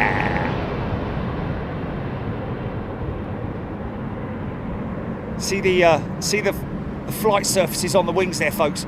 Now they become speed brakes. There we go. Look, see. So they've got basically a double use. Those speed brakes as they are up there. Now they're ground spoilers to spoil the air and push the undercarriage down onto runway to maximise braking. By heck.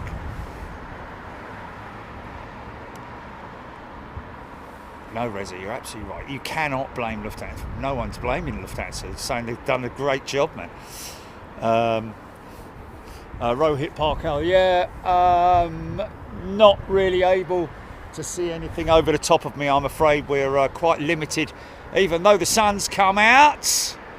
Ding, ding, ding, ding, ding, ding, ding. Sun is rising in the sky. The sun shines bright. It's beautiful. Is that Lufthansa 321? Thanks everybody. Let me just quickly do my chat top filters, all messages, because there the sun's out. About 5 minutes, if that.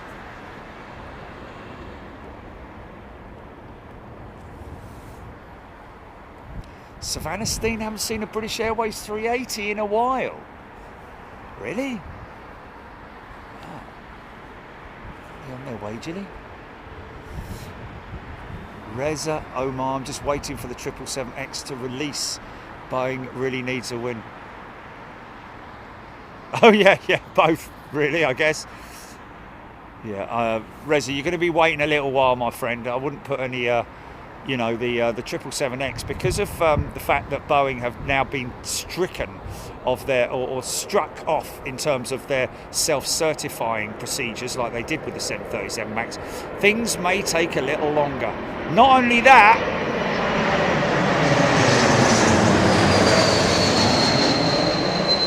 that, but remember that the General Electric power plant, the GE9X. Now you can see right through those engines. Look at that. The GE9X engine, massive delays in manufacture and delivery of the engines as a result of that. The 9X, because it is a new engine. Let's remember, it's not a current engine, although it is now sort of like getting towards that sort of like. I'm guessing all the 777-9s that we saw, and we're calling them 777-9s as well, folks. But I am anyway. I think the 777X is a prototype terminology. The 777-9 will be the when it's active in terms of a certified jet.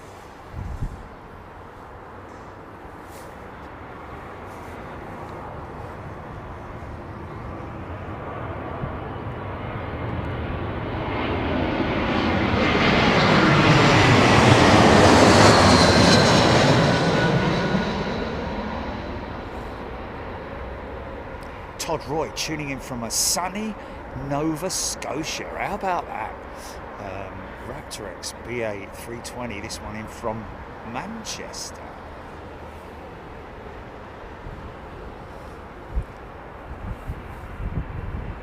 Lance D. Turkish in a hurry down the taxiway. There she is. Simon John is a returning member. Welcome back, Simon. Great to see you.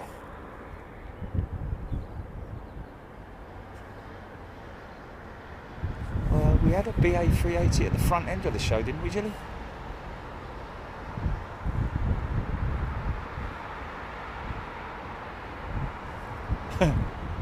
Lloyd Bell, next 380 inbound. 2 hours, 10 minutes out Etihad. Wow. Okay.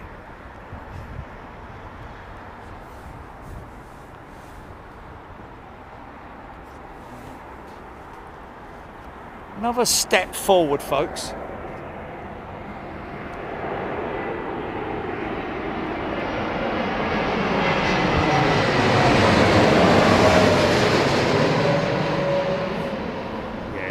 It continues to be put back, doesn't it? Oh, funky shot. Sorry.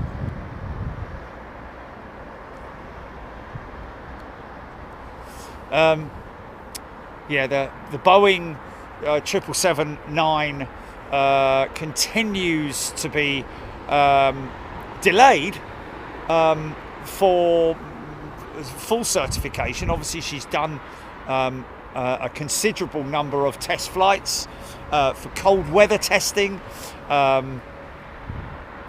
You know, it's a reliable aircraft. There's not any issues with it, as far as anybody's aware. There's been no problems with it during testing, which is good news for Boeing.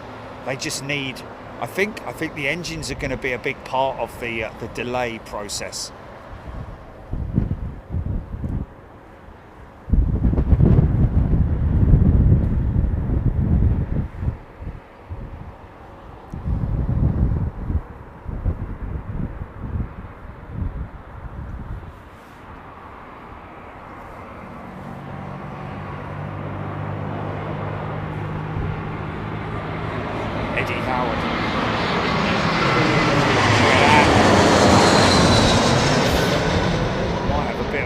Here. Yeah!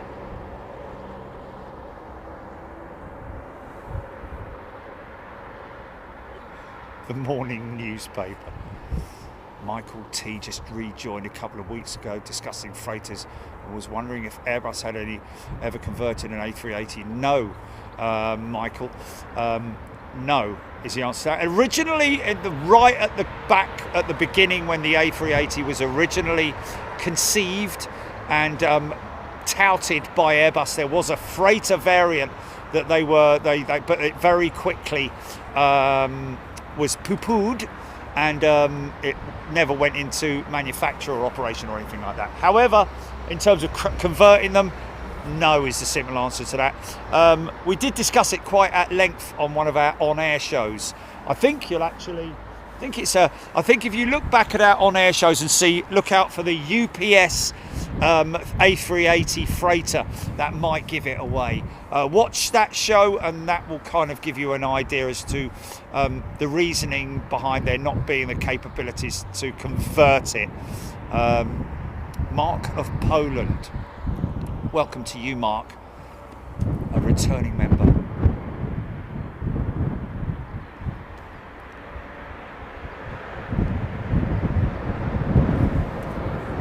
Are you serious, man? Oh, that's funny, man. Lionel Brown's son.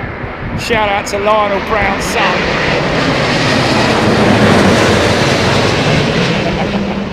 Look at that beautiful livery on that 350, man.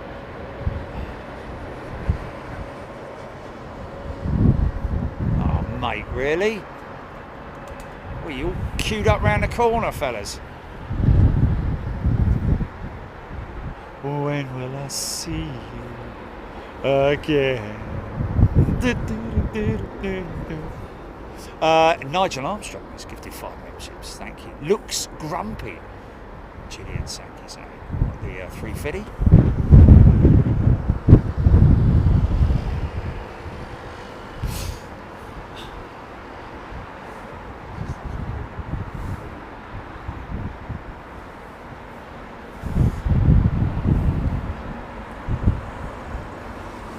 B08, fantastic show. Anyone who wants to learn about aviation, different aircraft names, yes indeed. Well, another of the success of British Airways recruitment program for young pilots. They're doing another year, which basically means that you can avoid having to go through the initiation, the cost of the initiations with British Airways. They're sort of like fast tracking a lot of people through to see if they will face up to the job in terms of being a pilot by an initial assessment. I think eyesight is one thing, so you have to have, I think, minimum 6 GCSEs, is it? So that gets me out of the...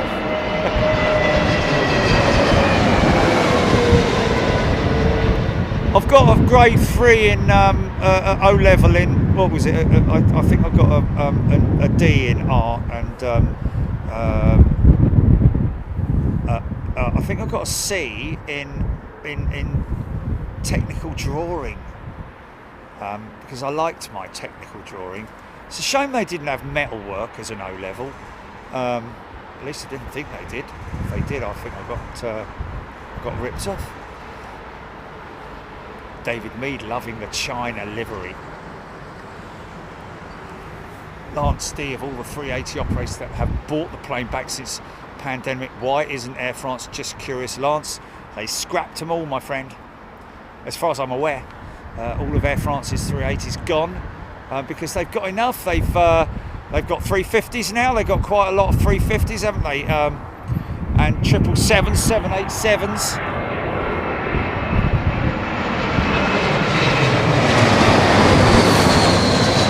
Actually, I think that didn't Air France and somebody else do a swap? I think it was Air France and Lufthansa did a swap, didn't they? Air France took the 350s and Lufthansa took the 78s, but they have got 350s as well.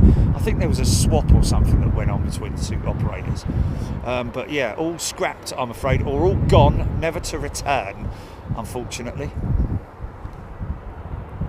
Raptor X.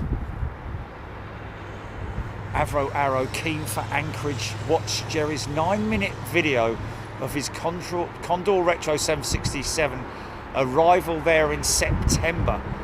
He said it was a rocky approach, not so evidence on the video call viewing. Yeah.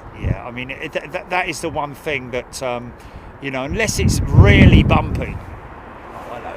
Beautiful Viet jet.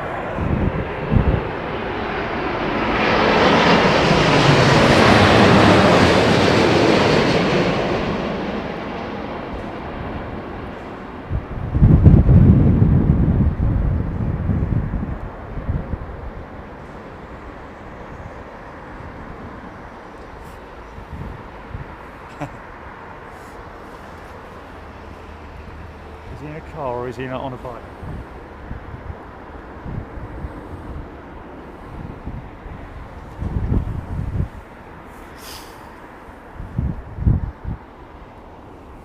It's not on the GTX. Okay. Yeah, I think this is a Runway.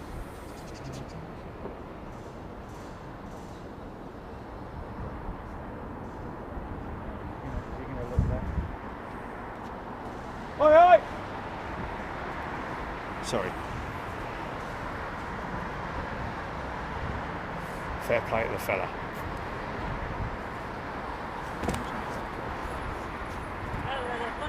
Thanks, mate. Because you can. You're giving him a code or anything, Johnny? Come on, mate. Fair play. He's keeping himself fit on that mountain bike. Oh, mate, I'm going to have to get this.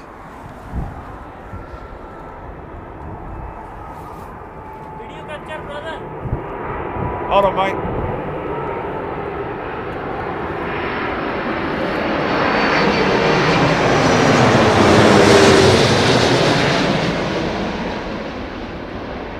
Very patient young man. Oh, they've got one in there. Have they still got that one over the other side of the airfield that's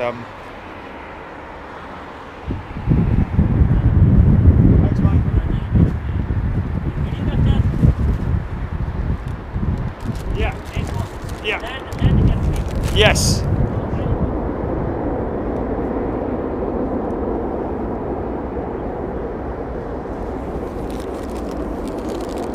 we got a number? Did you say a number, Chief? No.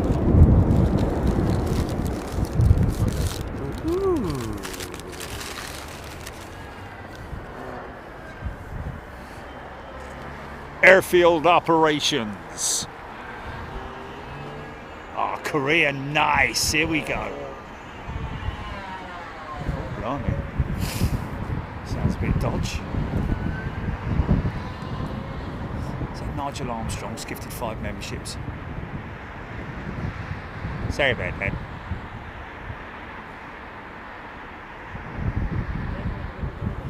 Screaming Emu, absolutely right. I would sooner rather have somebody with, and that's one thing that they check on with British Airways as well is the skill factor in terms of.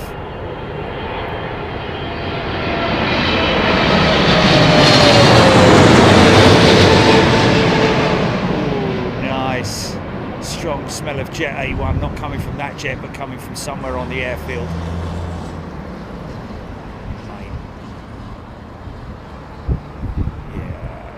Very smooth.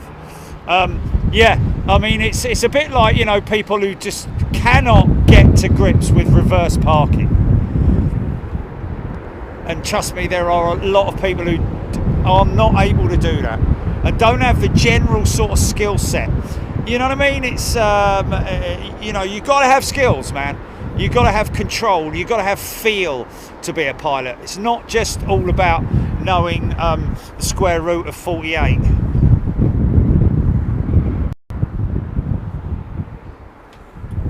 Thanks, mate. God bless him. Give him a tip, Jilly. Give him a tip, will you? Oh, okay. Don't eat yellow snow. No. Give him a tip. There we go. Thank you. Oh, hold on. It's going to have that silly top one in there.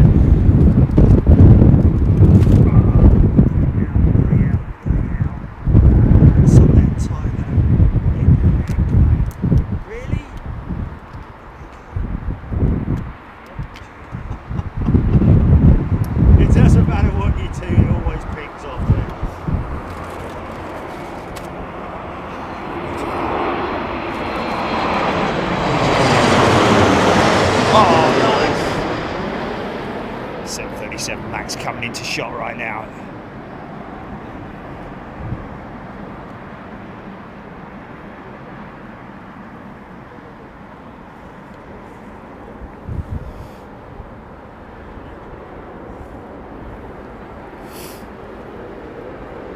Typhoid, nice watching shows back. Yeah, there's lots of people reminisce and look back at old shows of the jumbos. Moved another step forward to doing a piece with EMA with One Air at EMA, folks. Hopefully that's going to happen in the not too distant future. What we're going to try and do, interestingly enough, the COO, the Chief Operating Officer, I think that is, of One Air, actually flies for them as well. So we're trying to coordinate it with them so that we get so that we get him involved on one of their flights as well, going out of EMA, being loaded up and all that kind of stuff. That's the plane.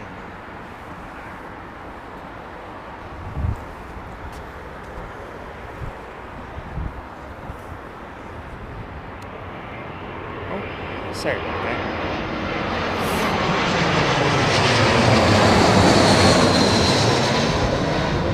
Oh, Didcot twist, retro 777. 35 minutes out with Saudi Arabian Airlines. What's that, GP?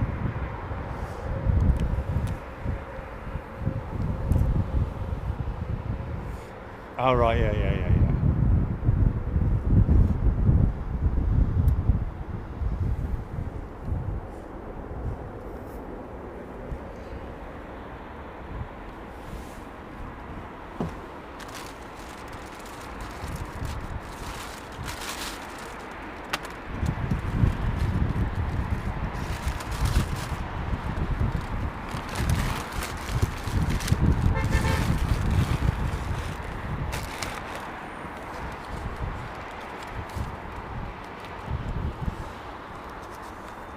Oh, yeah. Here we go.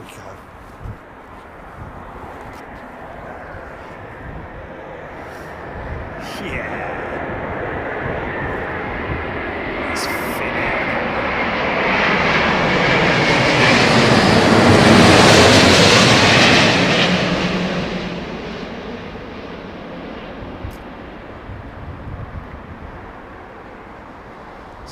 great to get floofage from this spot as well. Nicely done.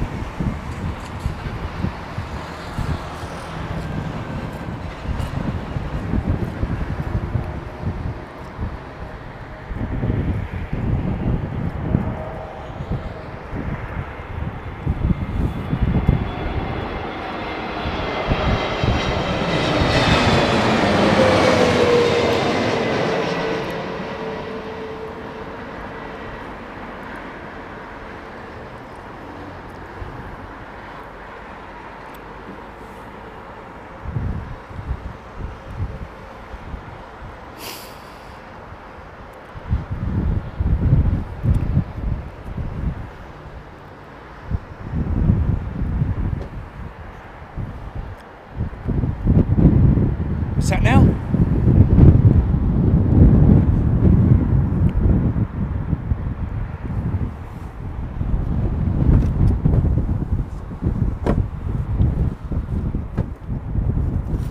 That's the first I've heard of it.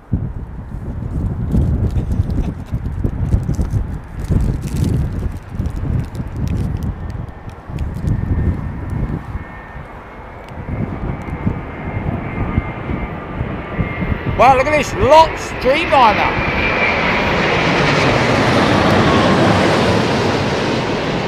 Yeah.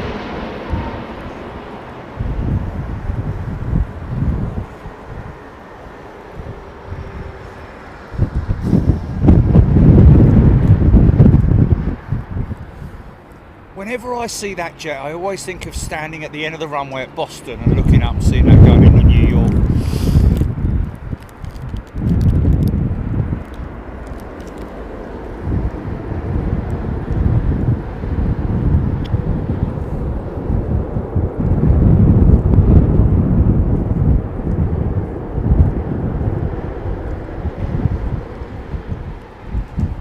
Yeah.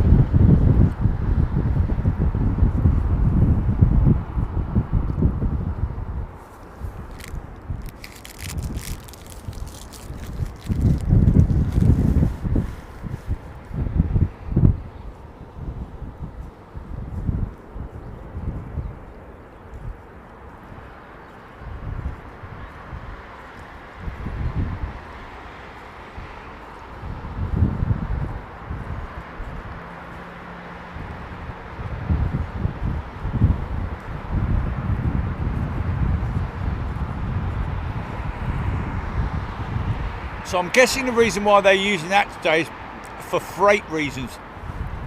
They're probably carrying more freight than the Max can handle.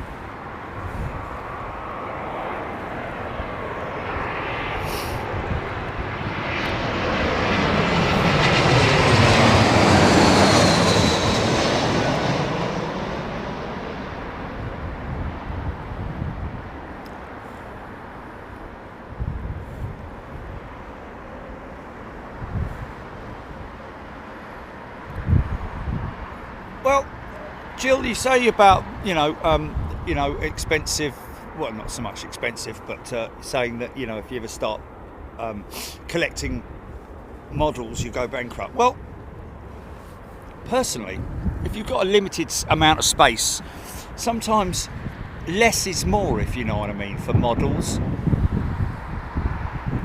I've got a very humble collection of models at home. Some plastic, lovely old 747, 200s and 100s, actually 300s, sorry, as well. Joe Don has gifted a membership. Joe, thank you.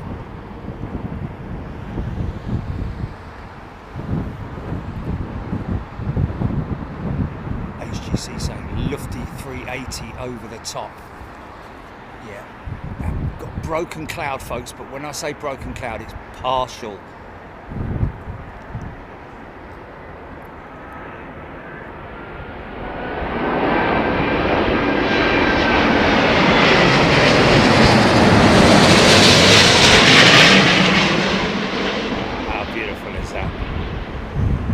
Noises.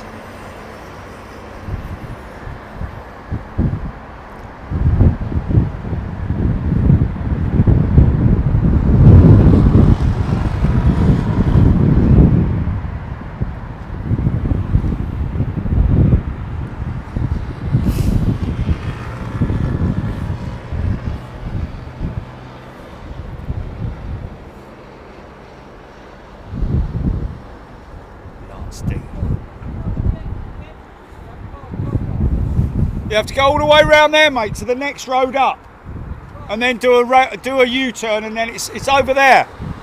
Yeah, you'll see it. Q Park. Yeah.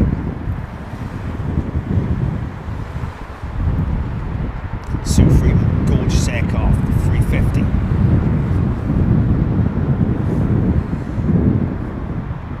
Easy, son, flipping heck. Bit of an hurry, ain't he?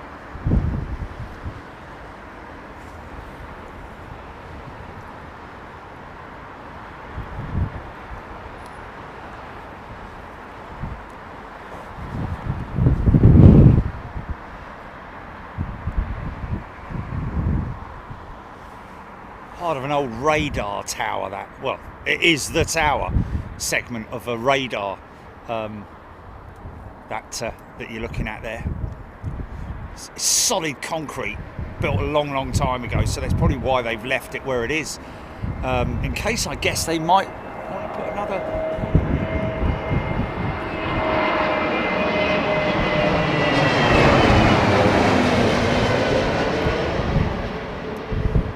put some masts on it at some point. That's maybe why they've left it up.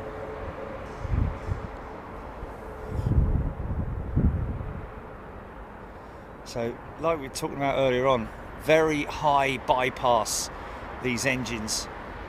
Probably around about between 60 and 70% of the air that is ingested into the engine through the front is actually bypasses the core of the engine and is used for forward thrust by the forward fan blades, the main fan blades, and that's why they're very sophisticated, these systems now. The amount of torque that they have to generate to for that to happen is the reason why it'll be quite some time before you see electrically powered jet engines, if you see what I mean. I think the nearest you're ever going to get to it will be as a hybrid system.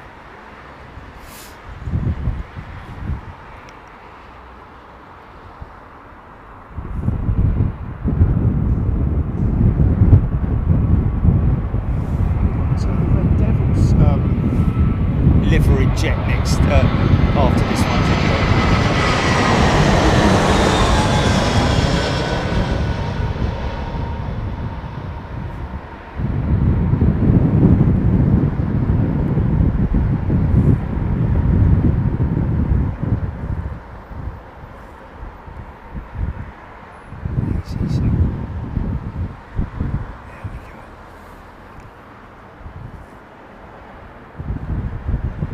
That's quite funny, even though you put it in caps, Irish Cockney, which we generally don't ask you not to do, if you see what I mean.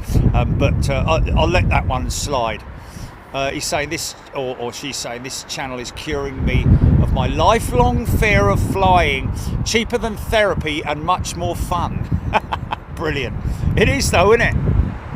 You don't need to be lying down on someone's... Oh, hello, here we go, look.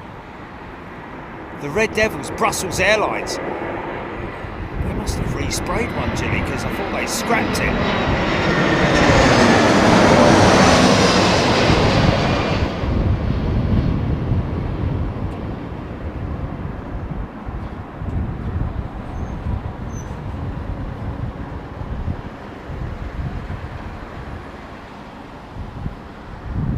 Wow, see the fluid vortex there.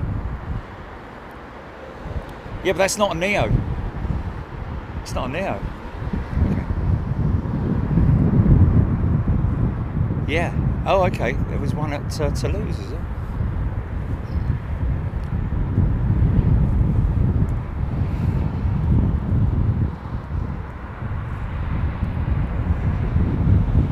Okay. A normal scheduled flight. Yeah, I got you. Yeah. Oh, I got you. Yeah.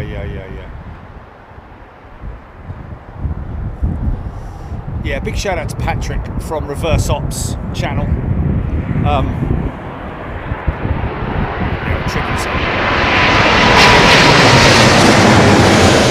Yeah. Down there in Honolulu. Looks like we're going to do a stream from Honolulu, folks. Got some great information from him. We also have somebody out there as well who's a resident in Honolulu, who knows the knows his way around. So we will obviously be letting Patrick know when we intend to go live, so as to not interfere with his normal routine. We try to stay as close.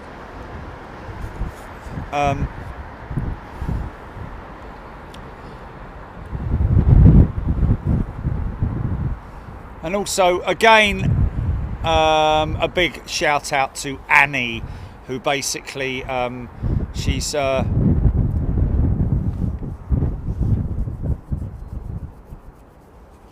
we did give her a mention the other day on the show.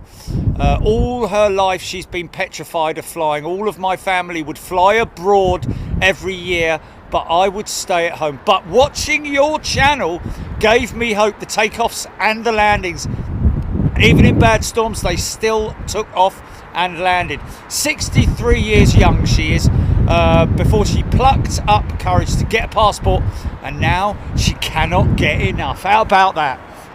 All down to us. That is fantastic, man.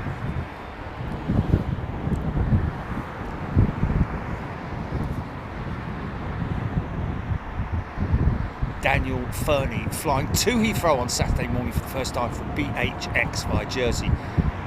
Fancy seagulls in the paddock around 10 a.m. Okay, not around on Saturday, is it? No, around Saturday, unfortunately, my friend.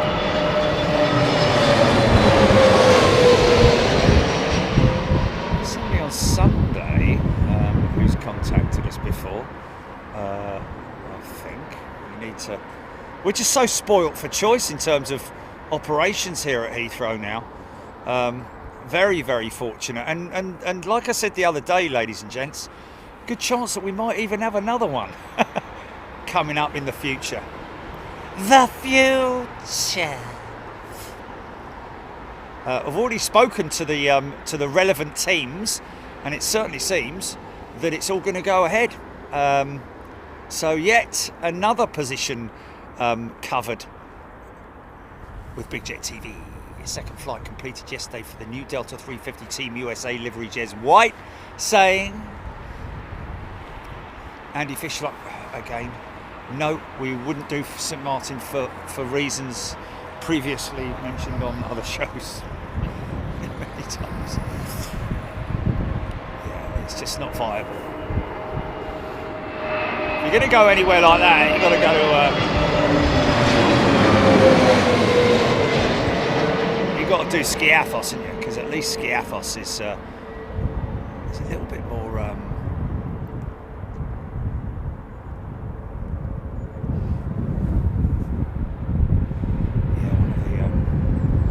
most commonly asked questions is about the camera, and understandably so. Vinny A350 inspirational story. Yes, the young lady who's just 63 years old, finally plucking up the courage to go flying, and now she loves it. Craig Russell, BOAC did not have DC-10s, no. MDC Vegas are in correcting him on that one. They did have British Airways had TriStars. Did they have the BOAC liveried TriStar?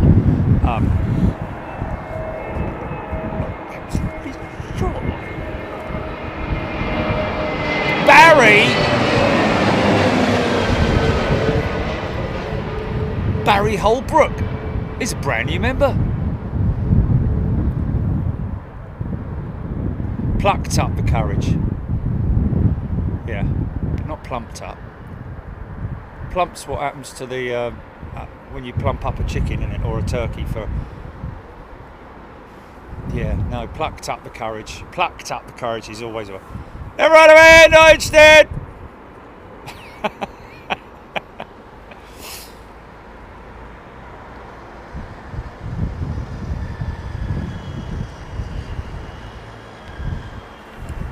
Oh, what's sad?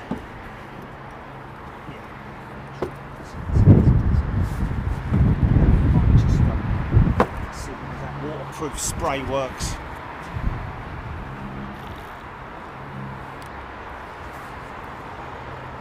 Are GA pilots required to have 1,500 hours to apply for a Part 125 passenger jet certification in other countries? Montana girl asking.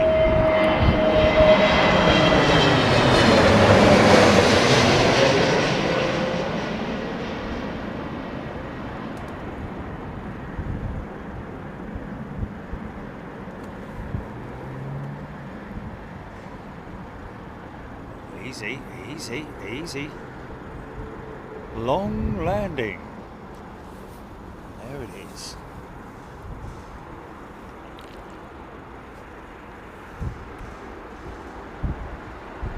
Craig Russell.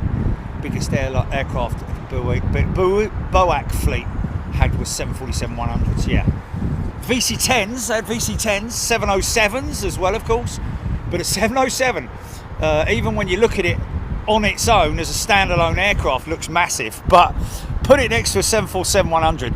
I'll never forget that picture, the Pan Am, where Pan Am rolled out a 747-100 and a 707 next to each other, and just amazing to see the size differential.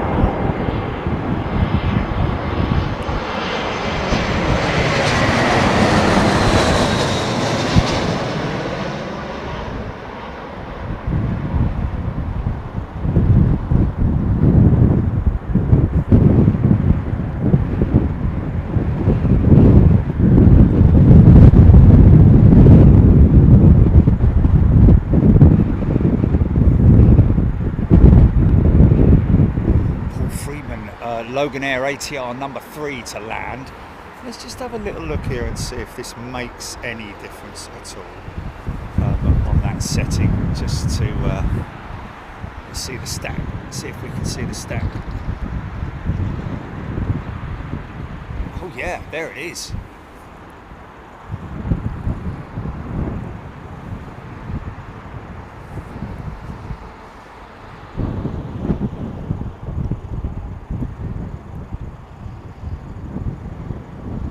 Armstrong. Remnants of a 747 November Alpha are about 200 yards away from him in a small trading estate. Well,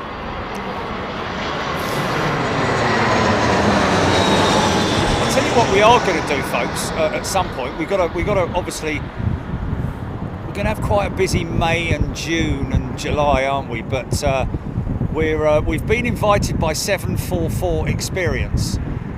Which is a salvaged 747, one of the XBA jumbo jets, which they have. It's almost like Frankenstein. They've wired it up, It's all running. The onboard systems are running. They've also got the hump behind them.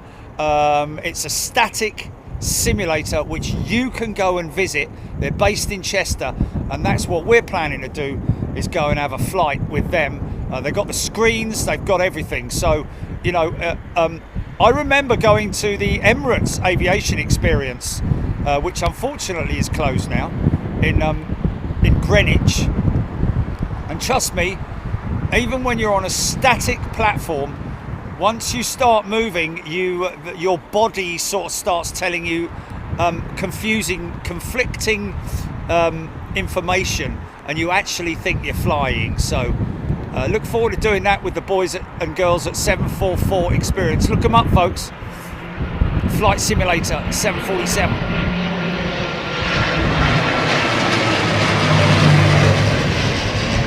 I love the sound of a prop, man.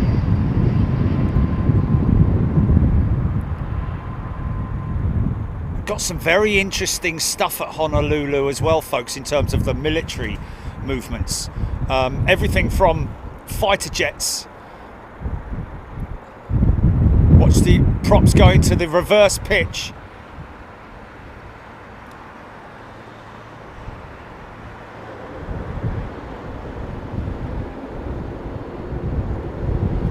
Fighters.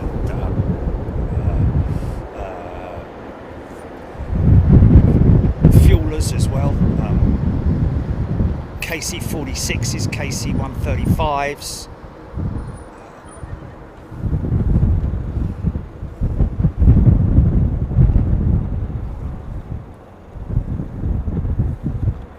Alan Dix, yeah, good question, Alan. That is the it's a nice problem to have. Has this aircraft got a booping? Oh, this is the oh, look, it's their 777 as well, man. I know someone mentioned it earlier on, but I didn't realise it was the triple. It's the retro jet. Look at this big boopy nose, man.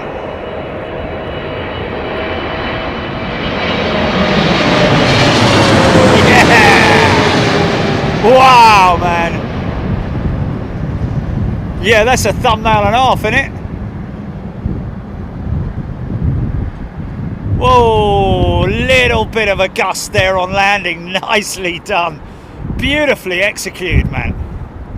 Wow, how cool was that?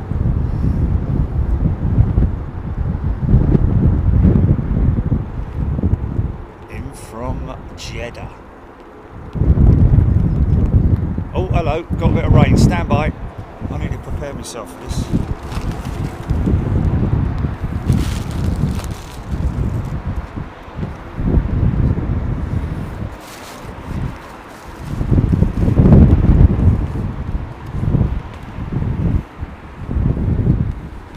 Right. Got the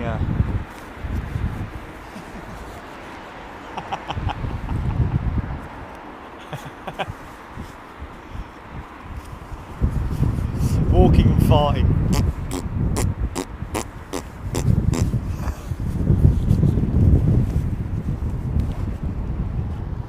Hold it right there, Shimshan.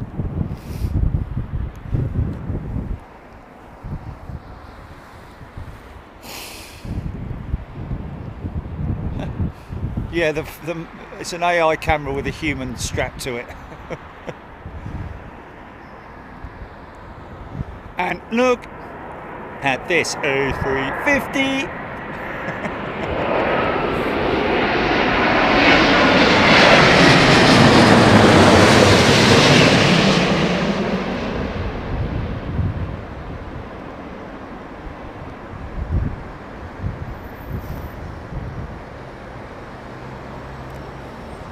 Wow, man.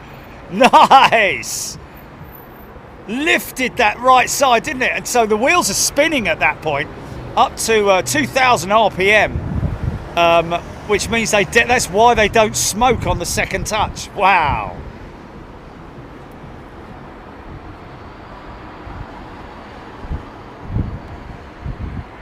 Robo Jerry.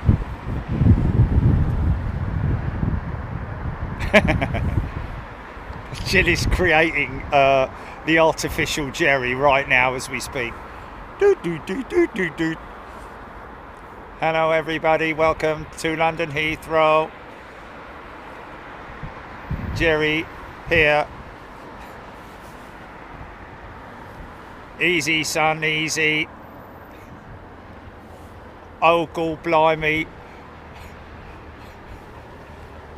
Flipping it, can't he see where I am? He's only a delivery driver. Come on son, over here. Where's me coffee, Jilly? Hurry up. Okay, whatever, we'll stop that now. Oh, look at this, E2. Look at this. Look at this, like an insect, isn't it? Look at that wing, isn't it beautiful? Carbon wing, man.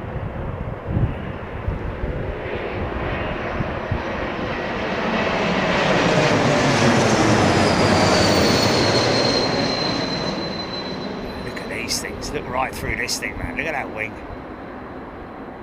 Looks like a pregnant fish, doesn't it?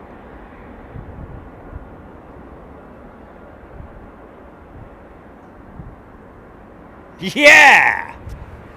Cool, man.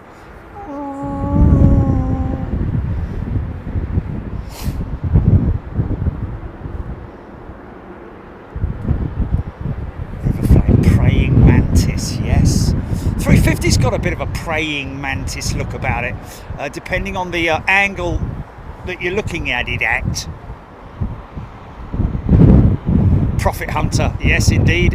Andre Ferran. They still use the Profit Hunter, don't they, as a term for their as a title for their E2 jet.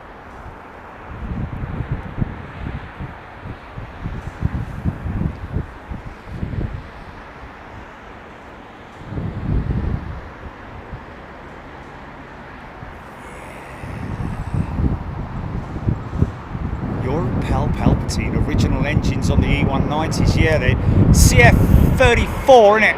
Very small engine, powerful though. Certainly a decent enough engine, and I'm sure that Screaming Emu, who flew them, will be able to confirm that. He's probably going to say no, they were massively underpowered now.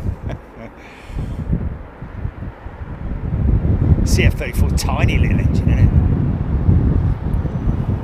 Michael Bodnar, yes indeed, Porter Airlines do fly the E2 E-Jet. Spoken to the CEO of Porter Airlines.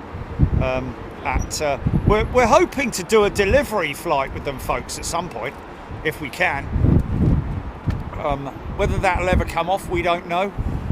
We do try, we continually put ideas to people, folks, for potential show ideas, but sometimes it either falls on deaf ears, it goes in one ear and out the other, or it's just, and understandably so, these guys have got lots of, future plans that they're working on, and so your idea is just another idea that ends up on the pile of other ideas, if you know what I mean.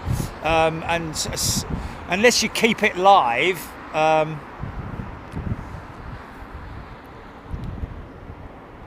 Screaming Emu had a lot of critiques of the E190, but the way it flies is not one of them. There we go. Yeah, I think the seat was one of them, wasn't it?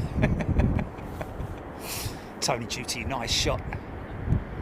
Palpatine got to fly an Austrian E190 from, is that Venice to Vienna, possibly? Yeah, great aircraft, flown on one. Flown on a prototype, not prototype, but...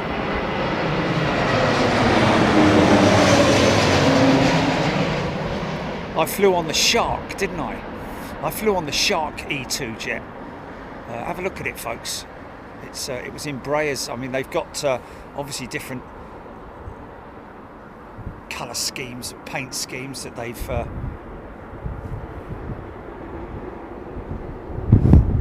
Digital David saying the east position, really a great spot. Yeah, folks, that's what this is another thing that's taken months and months of planning and application.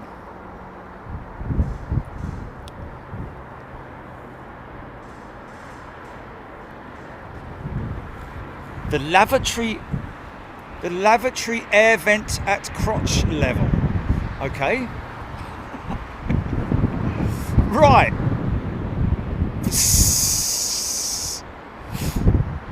It's just like, I don't know about that. I don't know. Is that sitting or standing? I don't know. What, are we going to get into that, or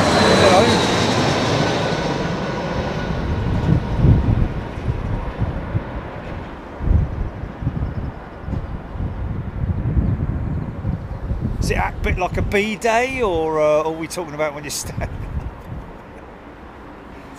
Does it go?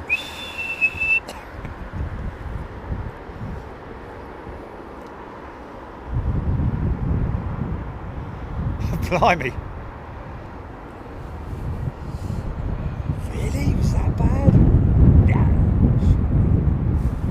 777. Is that no, that's a Dreamliner being pushed out of the hangars there at British Airways, another aircraft that's undergone.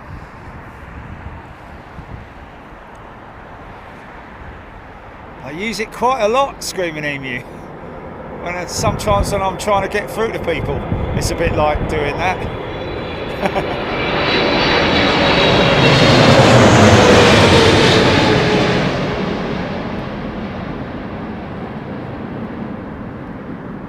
Like a circle in the air, like a feather. Oh yeah, it's so aggressive, isn't it?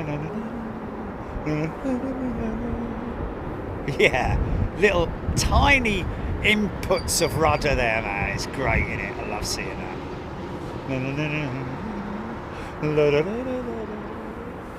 Nope. Full 100% cloud coverage above me, GP.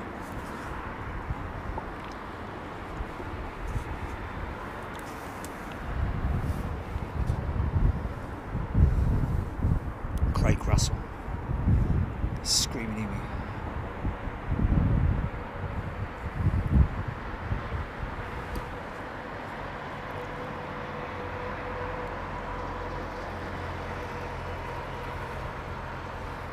Paul May has gifted a membership. Thanks, Paul. Avro Arrow, no, I do not have to do that, my friend. But it is boarded off where I am. Wow, look at the rain, Gilly. I'm lucky to be missing all that. Look at it!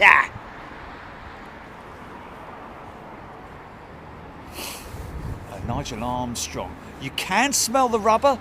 Depends on if the wind is blowing heavily in this direction, but it's actually blowing across the runway at the moment, so we're not getting the rubber smell that we sometimes do.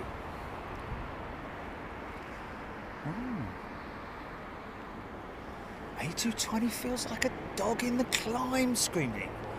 Really? Wow. I thought those Pratt & Whitneys were powerful outfits.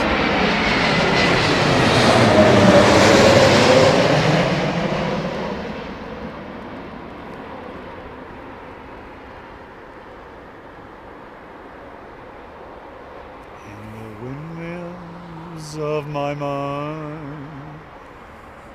Nice. David Mead has also gifted a membership. Thank you, David. Oh, I thought it was a start-up. It's a motorcycle. Birdman, tiny inputs of rudder because that big tail fin is catching the crosswind and trying to win it. Yes. Adjustments. Making corrections due to the wind blowing it across runway, or attempting to anyway. But very small increments. Doesn't take a lot, as we've seen on departures when they take off. It's a very small rudder elevator input to get that nose off the ground and get the thing flying, because it is at the right speed that they've already pre-calculated, etc. So tiny little incremental rudder movements will be a little is a lot, if you put it that way.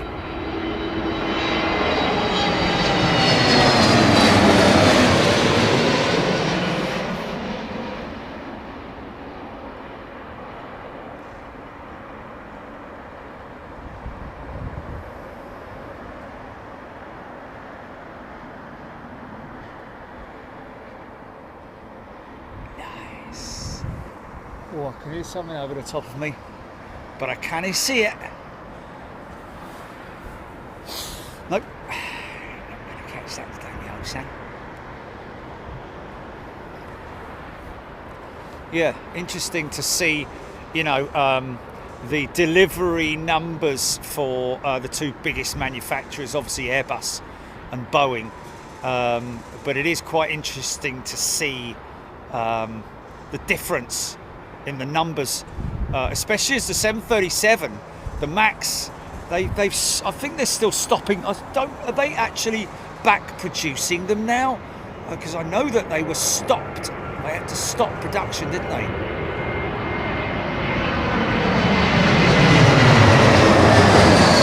Nice good look at those spinners, man.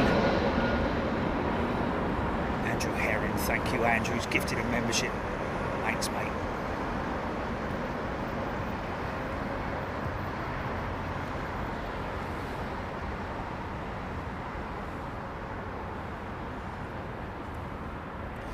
Yeah. Difficult times for Boeing. I hope that they overcome everything, because I want to see that 777-9 flying. But we might have to wait till 2026 and beyond, ladies and gentlemen. That's a long old time in it, eh? It's crazy, the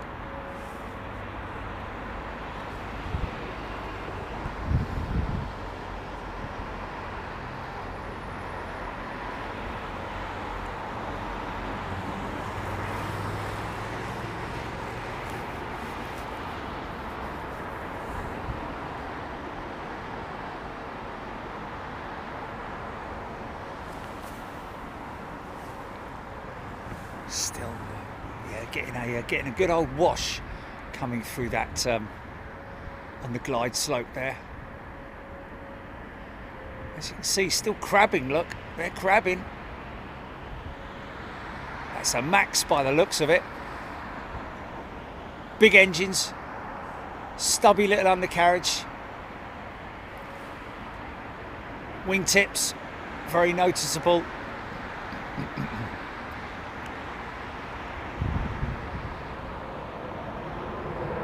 Very bright. Split scimitar. And when you get past, when you look at it from the back end, it's got that very noticeable twin blinking back end on it, like the Dreamliner. Whoa, easy, son, flipping heck! Could hardly keep up with it.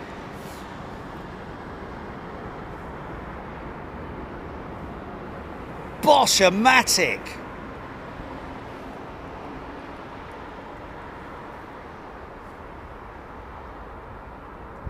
Moxie 1974.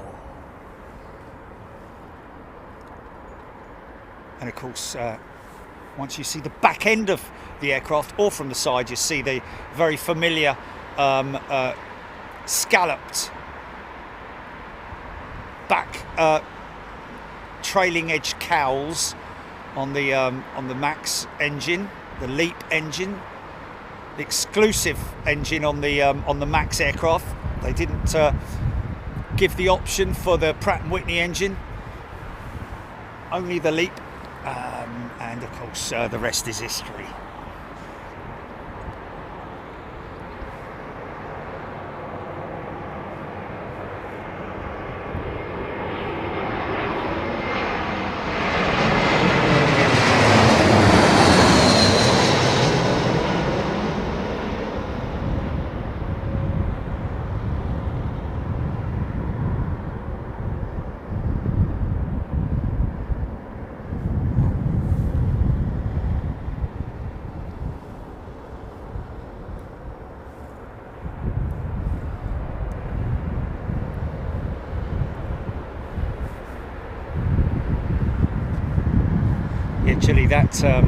Gilly, that Royal Air Maroc 737 landing might be that should be put in the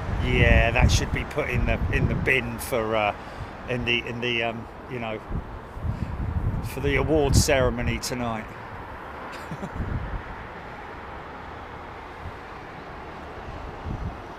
No, I don't know. Did I? I don't know. Okay. Oh.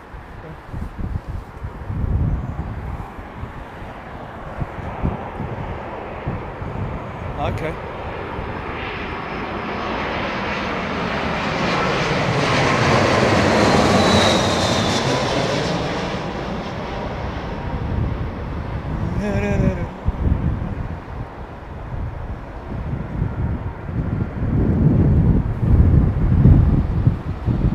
Okay, got it. Okay, got it. He's hanging, isn't he?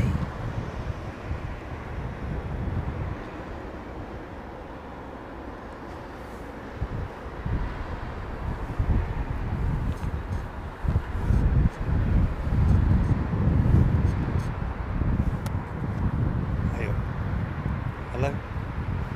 Oh, God, here we go.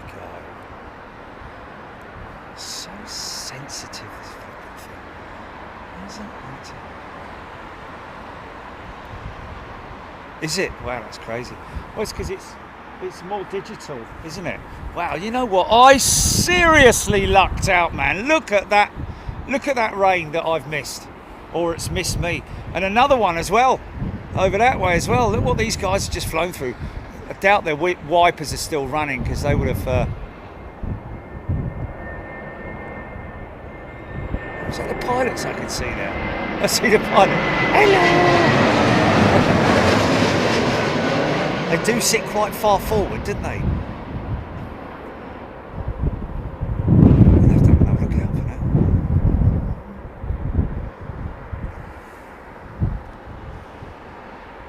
Cool.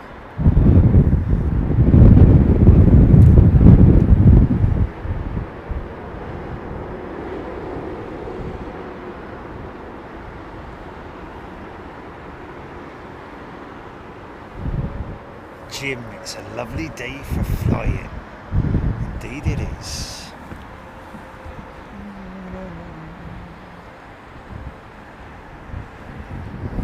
HGC. Todd Roy. Saw them.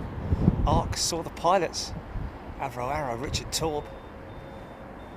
Mark C 1974.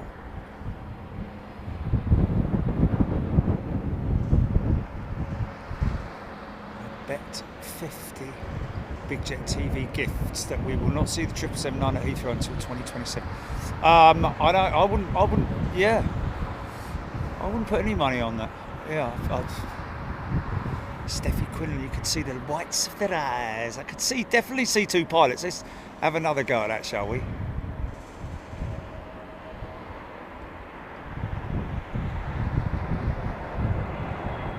No, not that one.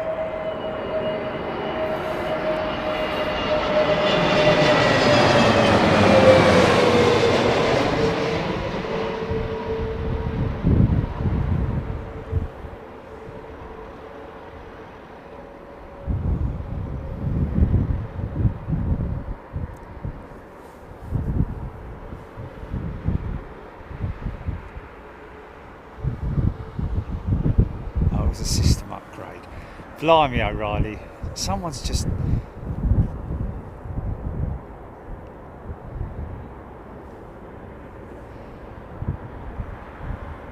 Yeah, it's quite a steep rake. It's a steep rake, isn't it? Steep angle. You'll never see the nose cone. I mean, it's way above. You know, you're sitting sort of like... depends on the aircraft type, but yeah, you'd have to literally stand up out of your seat and literally push your face right down on the panel at the top to be able to see down towards the nose, but you're never going to see the nose cone. You might see the bits and bobs, but Gary 71.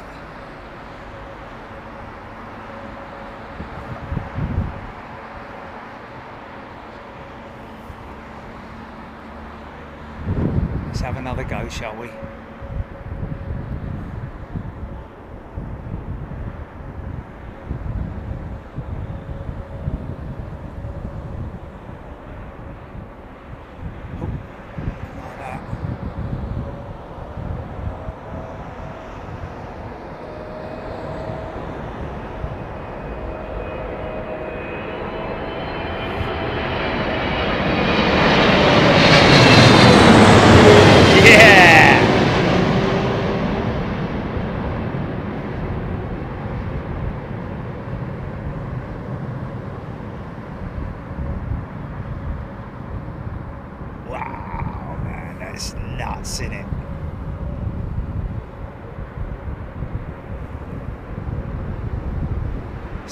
Steve Bluck saying thanks for creating this channel. I would never be enjoying a bevy on top of the Courtyard Marriott and watching the show that is Heathrow. Great experience.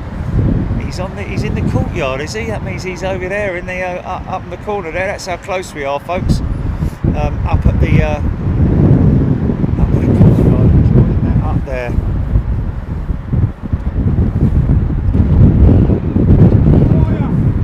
All right, mate. Security teams, one of the traffic officers checking up, saying hello. And a big shout out to the traffic team at Heathrow Airport, one of the many departments that look after this place.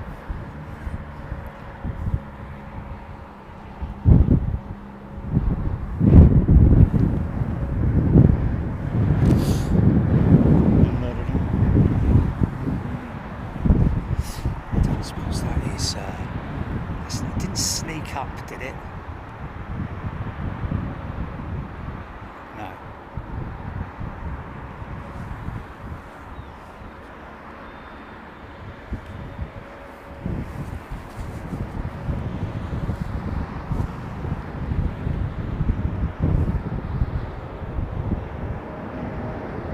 Marksy, the archive is extensive. Excellent and extensive. He's always watching something, Mark, he's saying. Wow. That's pretty cool, man. It is a big archive we've got, I have to say. I lost count of how many live shows we've done, Gilly. I know you counted them about 6 months ago.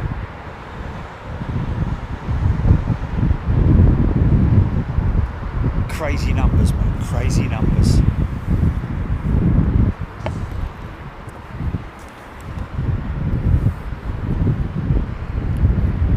DC Vegas, was that tail cracked? No, I don't think so. Although I'm a little bit dubious as to what that is up there on the. I think that might just be the upper section of the rudder where it sort of like. Am I just making it up? But that rudder is cranked. It's because it's cranked over this way. About an extra 250, Jilly, is it? About 2,250 live streams we've done. That's pretty big old triple. Just flown through that big cumulonimbus, or at least a big cell on approach.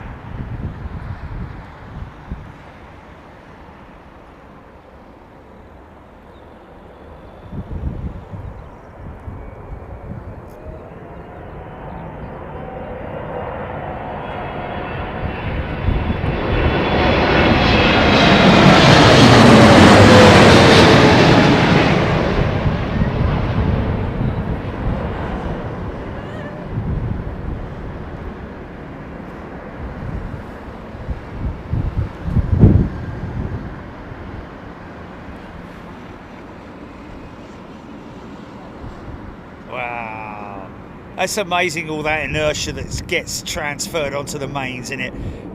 Oh, vortex. Oh!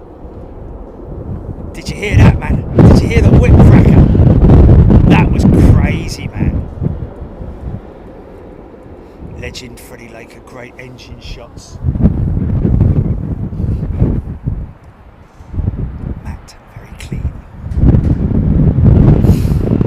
Nancy B, I don't think that's the rear fate. I don't think that's the camera. The camera's on the leading edge of the tail, the vertical tail stabilizer, if at all. I don't think they have them on the BA 777s. I think that's just the angle that you're looking at it is maybe why you're seeing what appears to be some kind of a hole or something like that. I think it's just because the rudder is cranked over. If you can see, the rudder is cranked over to the left, and as a result of that, it's an optic illusion, I think you'll find. Andrew Heron's loving the engine shots. That's brilliant, man. Yeah, everybody likes. That's the great thing with what we've got now with Heathrow is we've got, stuff from the side. We've got stuff head on. We've got stuff over the top, from a distance. All that kind of stuff. We've just got so much variety of angles that we will probably never do the same place at once, same place twice, if you know what I mean. One show after the other.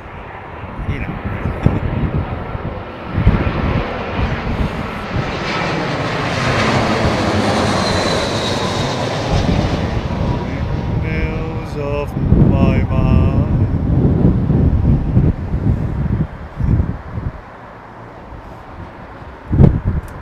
And like I said earlier on, very, very possible that we're going to have another location, folks, which we're very excited about.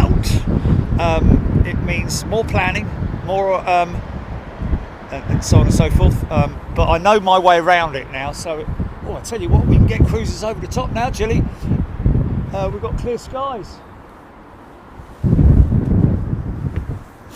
What's that? What's that there? It's the moon.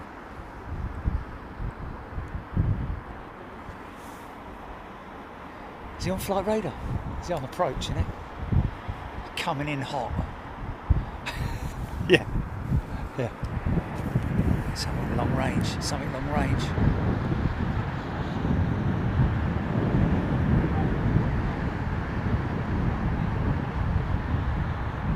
It looks military. That looks like military. That looks like C-47 or something like that. I know it's not, but it looks like looks like a Galaxy or something. Globemaster, yeah, or something like that. It's Globemaster. Lady Hull EY-17 from Abu Dhabi, 1 hour out, just over Frankfurt. It was an A400M, there we go. It was the RAF Headquarters Strike Command.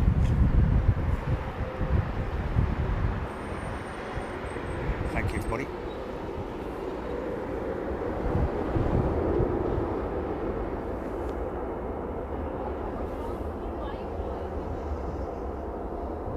A400 it was, folks.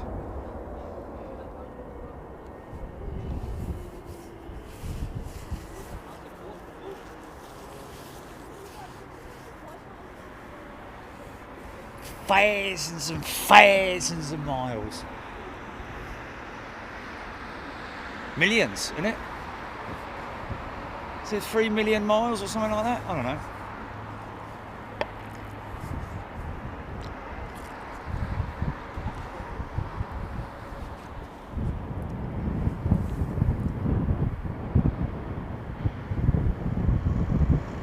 CPR turboprop with trails, quite a rare sight.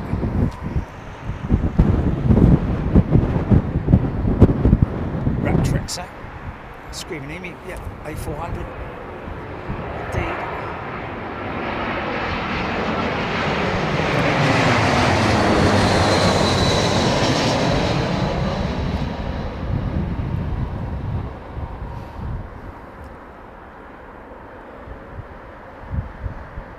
I think we're overdue a military show, aren't we, folks? There's a lot of people who are new to Big Jet TV have no idea that we cover military as well. If you're into your military, I love my military stuff, folks. Fast jets at that, funky shot. Got to be quick off the draw for a funky shot, man.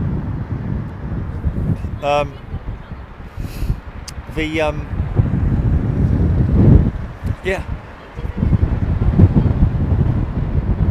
Oh, around 240,000 miles to the moon, not 3 million.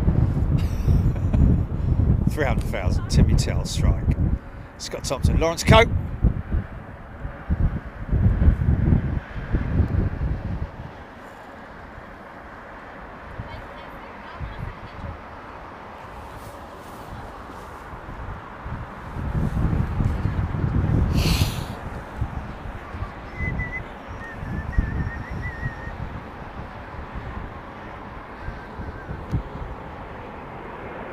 GBY88.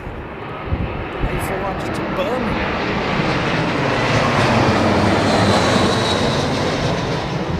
Philippine next day as well as the emergency yesterday, some 48 hours.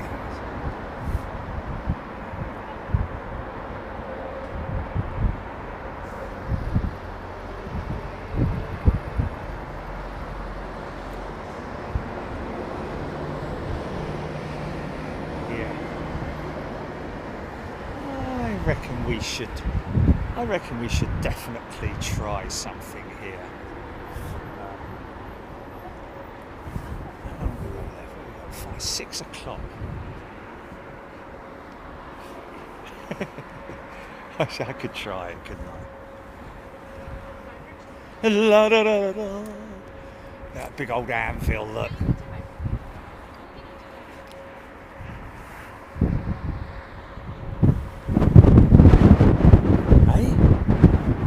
Nowhere near it. Oh, maybe in the hangar. Yeah, maybe in the hangar. Yeah.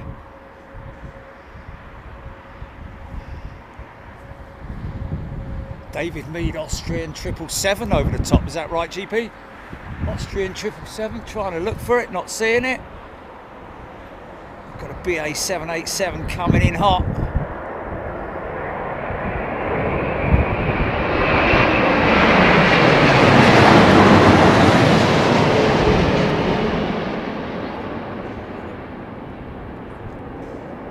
Oh God, no, don't start on that again. Wow, that was pretty heavy, man.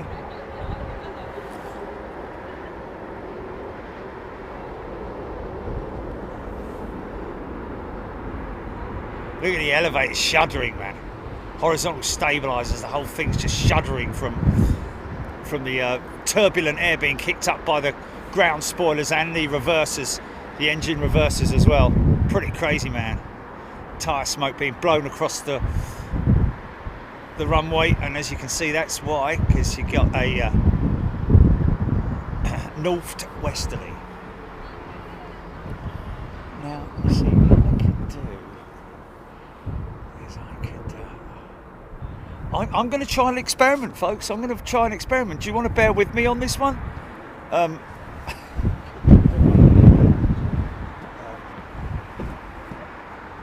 So basically what I'm going to do is I've got the platform in the back of the van, right?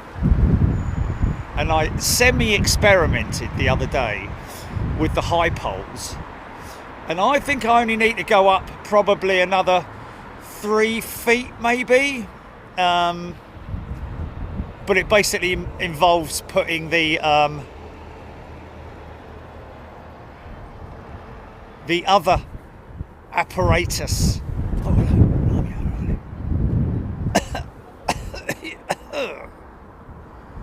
Smoky startup. That's just the engine starting, folks. Nothing to be alarmed about. Nothing to see here. Just a little wee bit of excess fuel lying in the bottom of the expansion chamber. Combustor. In the bang part of the engine, suck, squeeze, bang, blow.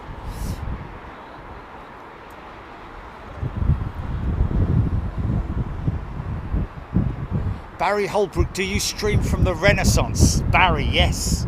Must be a very new member. Must be a very, very new member.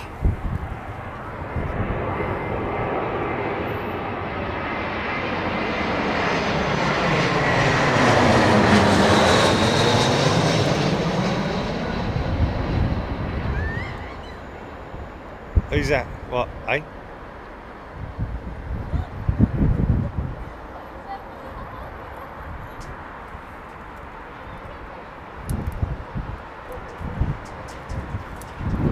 M. Kleberman, I think it is. M. Kleberman. RT's in the house. Tony. RT's in the house. Right, folks. Are we going to try this whilst I'm streaming? Don't know. Is it such a good idea? The big Ruby and taking off to gate there. Big old lump in it.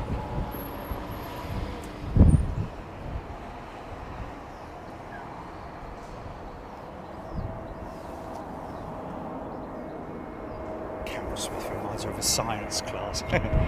Chewing, melting your big biro. I think you can only see inside the cockpit when the sun is at its brightest. We'll have another look in a minute. Hold up, hold up, hold up.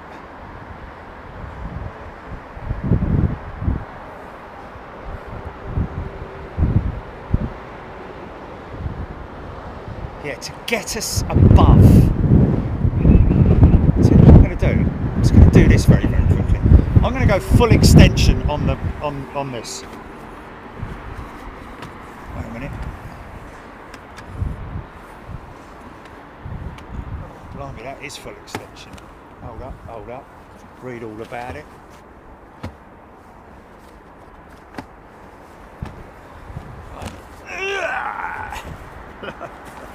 That's full extension, mate. Right, now I just want to see if I'm above the streets and houses, rainbow climbing. I want to see when the next bus. Now, there's not going to be one for another half an hour, is there, Jilly? You watch this. The camera. Everyone can see it over the sky.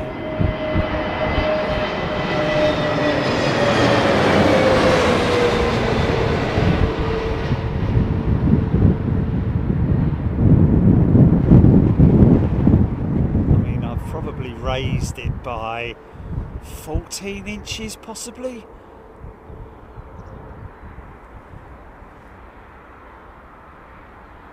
I'd say. It's unbelievable when you want a bus to come along. Look, there's not one in sight, is there? Oh, there's one over there. There's one. Come on, son. We're all waiting for you. Ding ding. Sing it, please.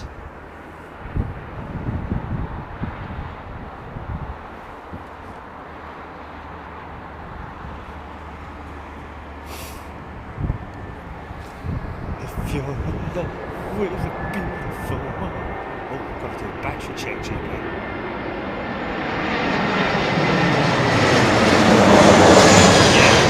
Yeah. What's that? Hey?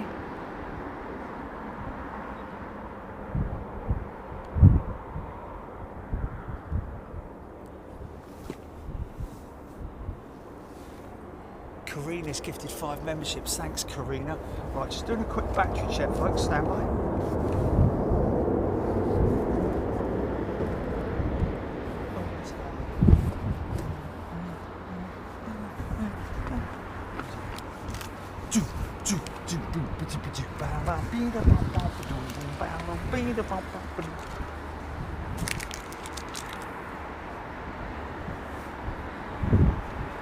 Flight Radar 24 is such an easily navigable thing, isn't it? You don't need to go to YouTube and watch tutorials and things like that on.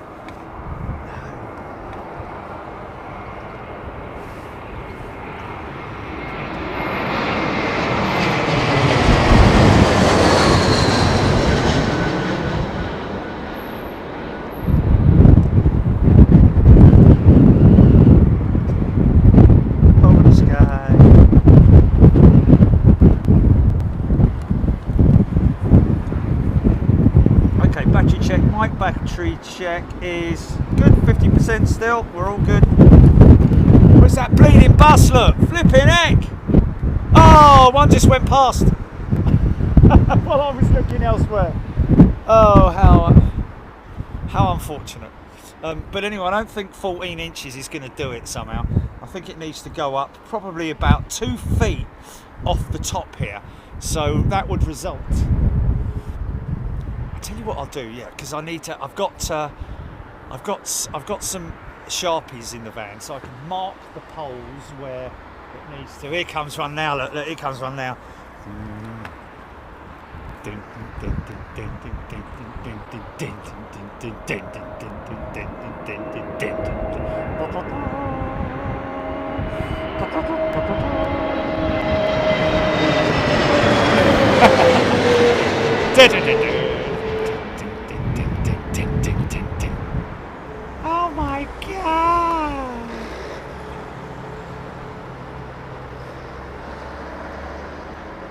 he's gone. Oh no, he hasn't gone.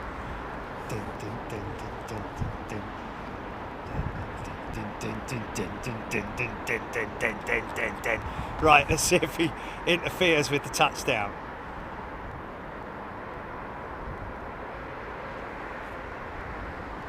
Oh, just the top of it. Ha ha ha! It does work. Awesome. But I'm not going to be standing here. I'm like, it's like the camera's like really high up. So that works. Good, good, good. So we only need to go up a very small amount, but that will still require. Actually, you know what? I'd still put the big poles up. I'd have to still put the big pole. Right, going to be reducing periscope now, folks. Stand by.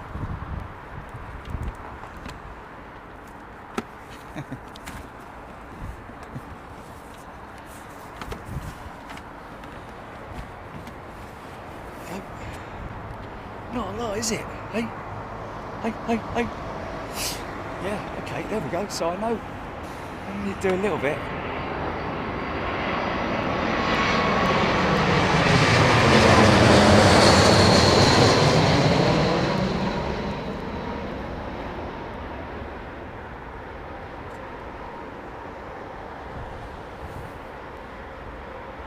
That's good knowledge for future shows then.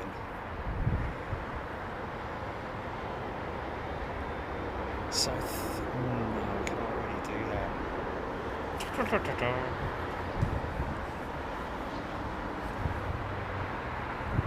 Wow, that sun's quite clear here. Craig Russell, British Airways 777-200 from Mumbai, I think. Is that Mumbai on finals? There it is.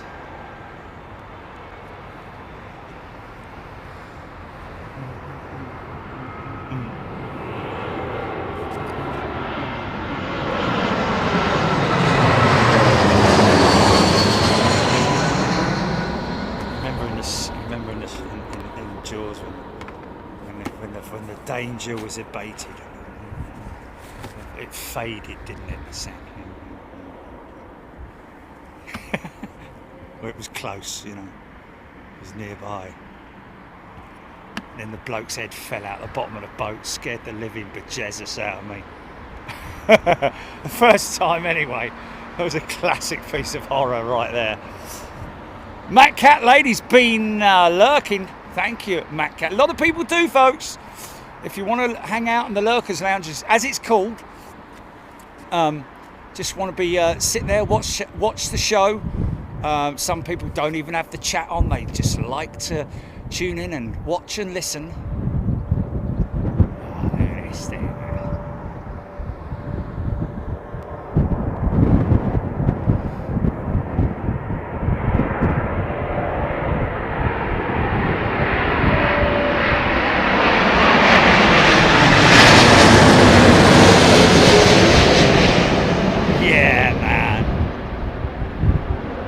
Never get bored of it, mate.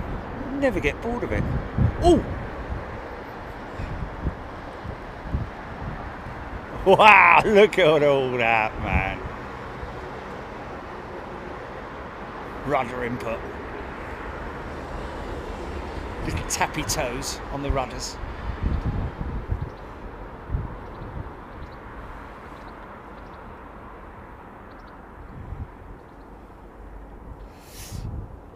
MA enjoys a good work and lurk. There we go.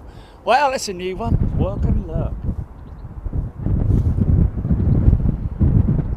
Marlene Joy, good afternoon to you. One of those who doesn't chat much, just watch and listen and appreciate. Thank you, Marlene. Yeah, a lot of people do. Well, I mean, let's face it. 4,600 people watching, probably about, I don't know how many members, 1,000. And probably only a handful chatting. Avro Arrow, close-ups are fabulous. More dirty flappage sausages. Marksy. Never get bored of it. Lido Island, Ross Gin, Louis de Lyon. I type with pause, so I enjoy quietly, mostly loving this. I type with pause. What? Oh, Louis de Lion. Yeah, massive, great big toe beans. Louis de Leon. Oh, for God's sake, it's me. Oh, sorry. Louis the Lion, isn't it? Louis. Oh, I don't know.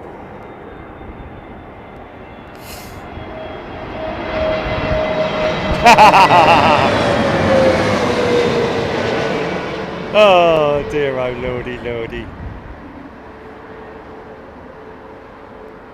No, I don't. Yeah. I type with pause. Sodding great big toe beans.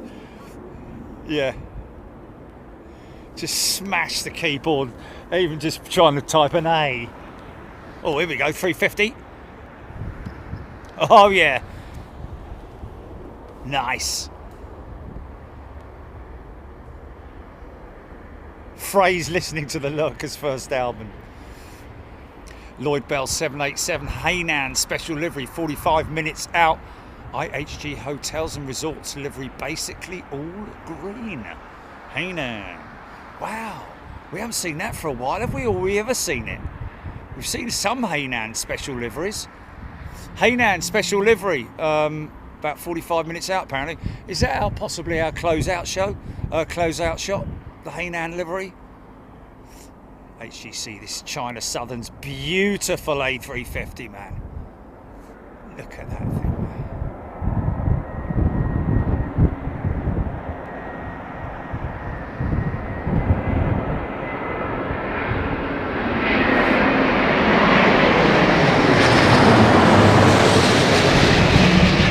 Yeah, man. Watch the angle of attack of that undercarriage. See how at the flare the undercarriage is level with the runway. So, but very clever design by Airbus when developing that aircraft.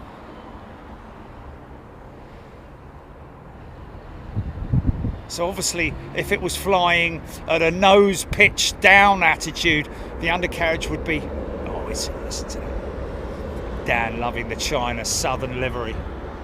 Charlie 350, A380 747 fan. If we all stop to watch and join the chat, well, the world would come to a complete. So up to the Lurkers, Deborah Sherwood, there we go. Indeed, still got options for cruisers. Donald.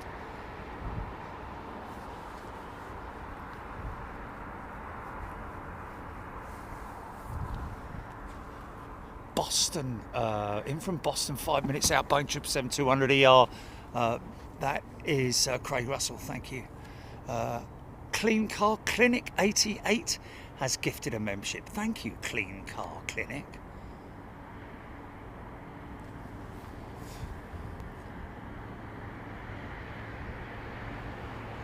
Joshua Sprucey is a new member. Welcome, Joshua. Good to see you. Get involved in the chat if you want to. You don't have to.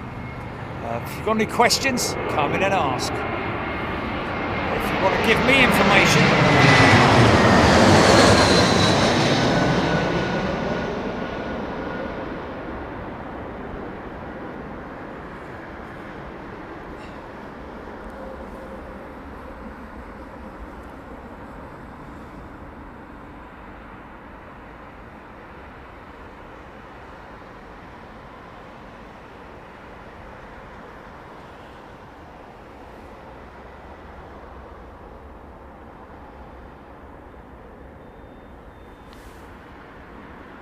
Tony Austin loving the livery on the China Southern jet. One of my favourites, I've got to say. Yeah, the China carriers, the Chinese carriers do have some lovely liveries, don't they? I'm not sure about Air China, but certainly.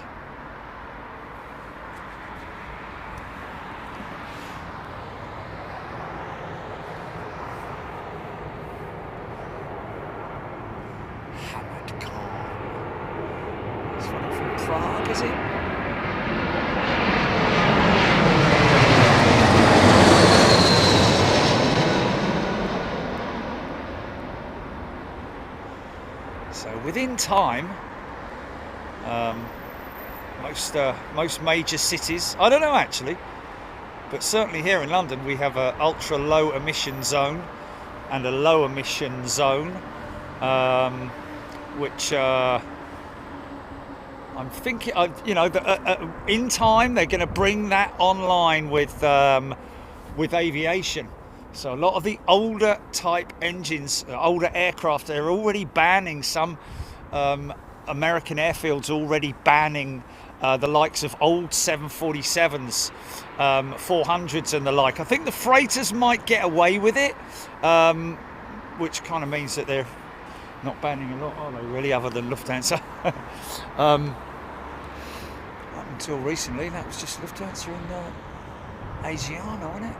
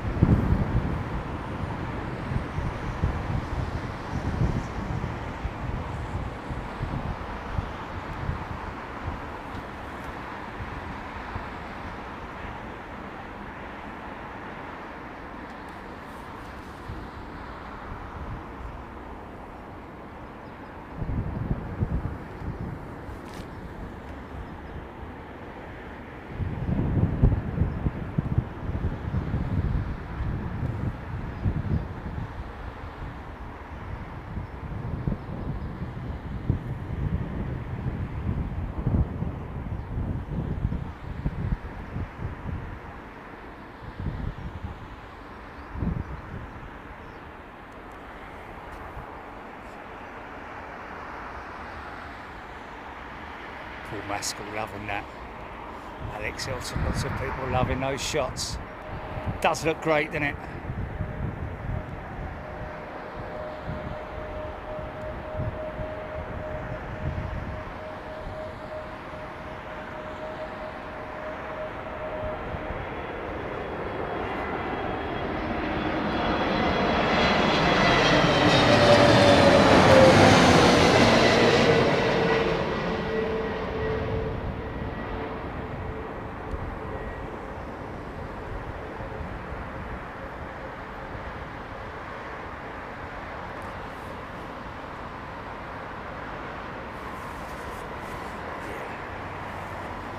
Oh, I tell you what though, we needed a bus on this side. That was actually wrong. We needed a bus on this side to test. Right, we're gonna have to do the test again, ladies and gents, I'm afraid. There's got to be a bus on this side of the road. Leopoldo Pinzon.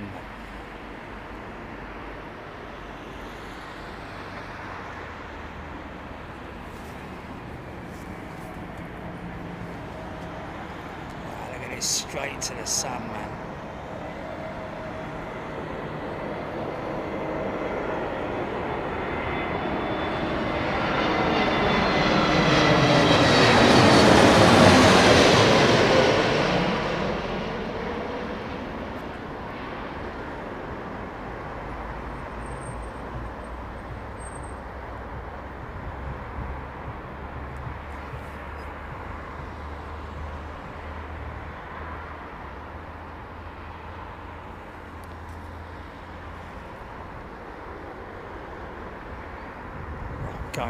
I'm going up to stage 3 again, stand by.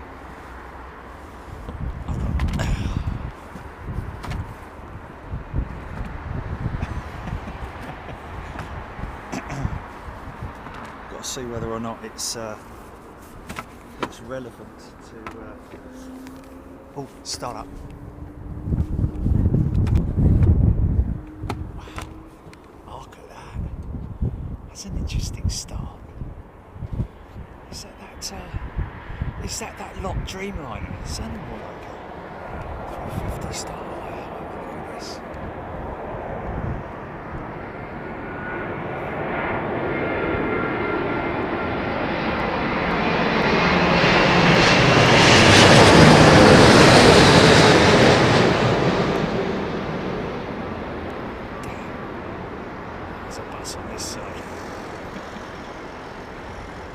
Maybe if I ask all the buses to come and obscure my shot, then they won't. Wow, very British indeed, young man or woman. What a wonderful landing there from that British Airways pilot. Special, very splendid indeed.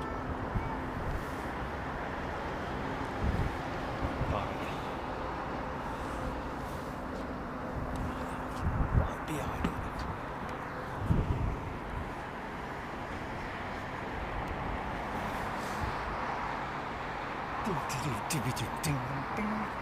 Dreamer. Unmistakable flex on the wing.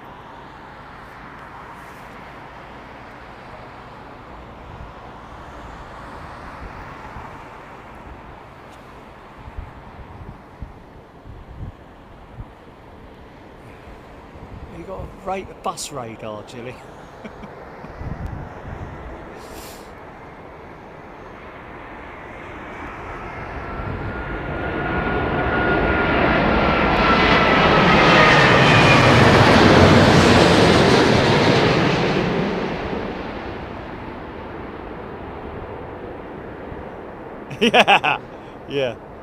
Yeah. Got a great idea. Oh my god, I got. Oh. No, it wasn't that actually, was it? It was something else, man. Oh, here we go. Here comes the test.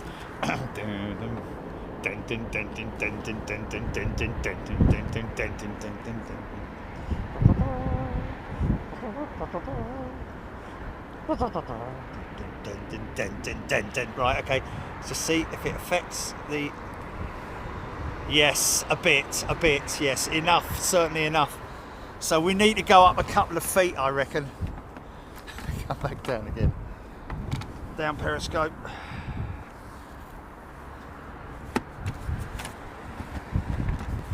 Okay.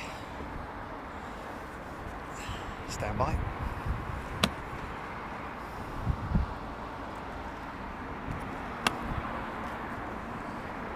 Crikey.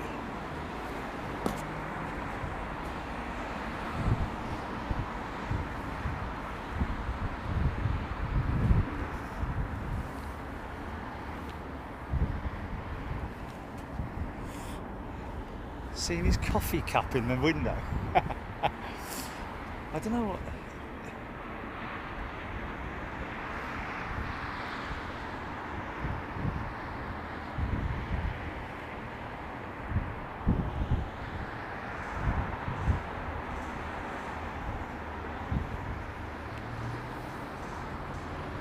There he is, look, there he is. There's his little face, look. Hello! Wow, look at that, you can, man. Yes.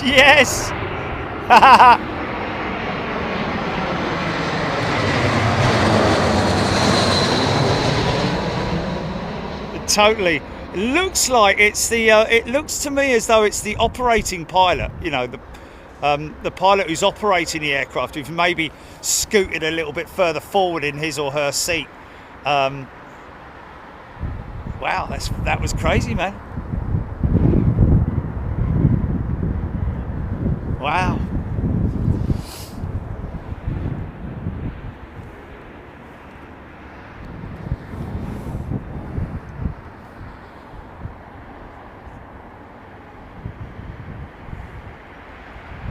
Lady Holson's captain had his shades on.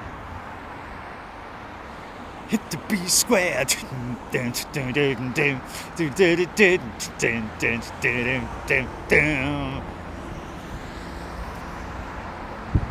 I wasn't going to say anything about his lack of hair. I didn't want to say anything from offending anyone, but yes, I believe he may have had a lack of hair on his frontal area. Maybe shaved. Oh look, this one as well. Look.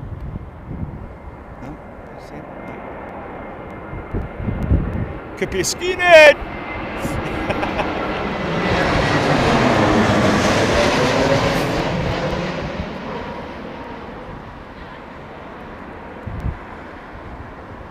Right through those engines, man.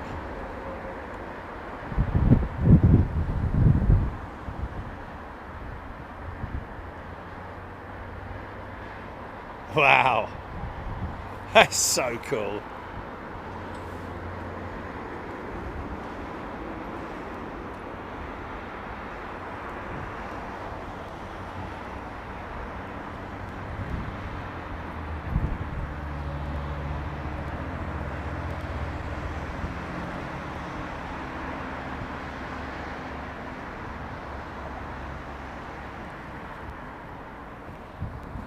Follically challenged. Got a mate of mine who was follically challenged, had tattoos done on his head. Not literally like pictures and stuff, but you know, mimicking the hair follicles. Very impressive, I have to say. Although there was a fella on the MotoGP commentary brigade who actually did it, and unfortunately his came out purple, like a blue rinse. So he had to have it go and have it done again. Got there in the end.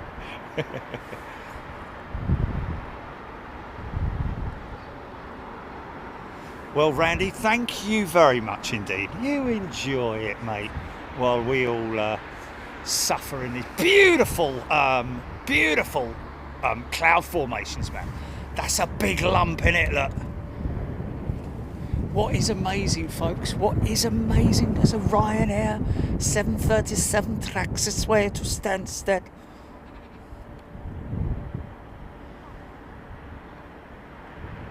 Oh, no, not on an A320. You won't see a head-up display on an A320.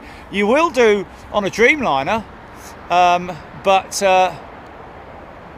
depends on how far forward he or she is positioned, really, isn't it? Hey.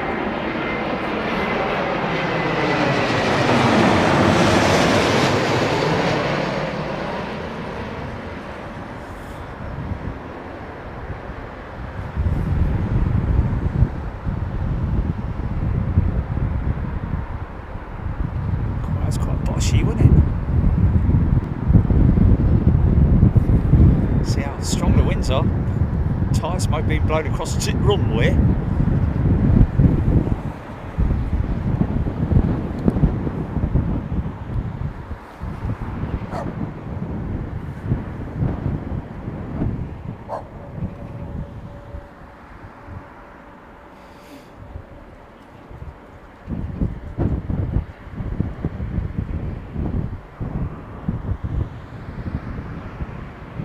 Steve Stibnan's bald back was off the transplant. I thought he would look daft with a kidney on my head. I walked into that one, didn't I? Actually, my mate John had a hair transplant, didn't he? He looked like a little duckling for about 6 months. It's all right now, though. I know, man. I know.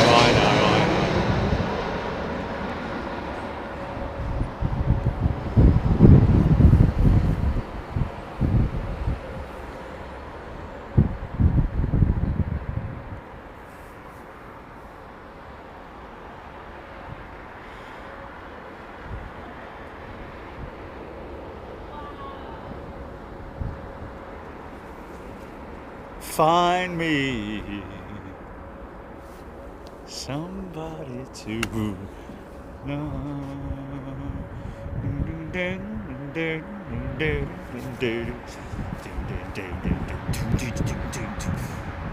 Look at that, man. There's some big old gnarly stuff going on in that cloud, man. Look at that. Wow, man. You don't want to fly through that, I tell you. Isn't that beautiful, man? And what is crazy is that the tiniest little cloud in terms of weight weighs thousands and thousands of tons. You look at that little tinsy winsy one right up there on the crest there. That weighs thousands of tons in terms of water. But look at that, man. Isn't that beautiful? Don't you love clouds? You've got to be I'm a member of the Cloud Appreciation Society. I am. Mike James, Fly Meta 747, operated by Air Atlantic, Icelandic, east to west over Dartford. Okay, east to west over Dartford.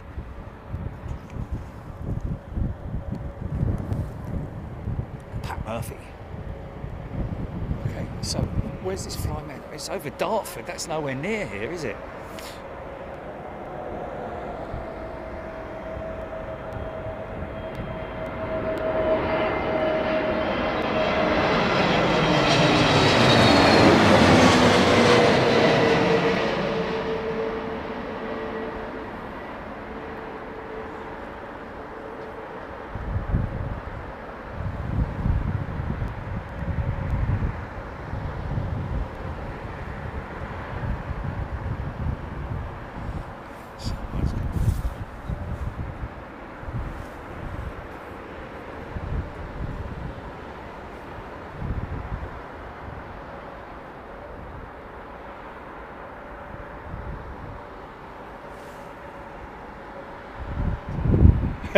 Yeah, no, I don't think that rain's not going to get me, mate.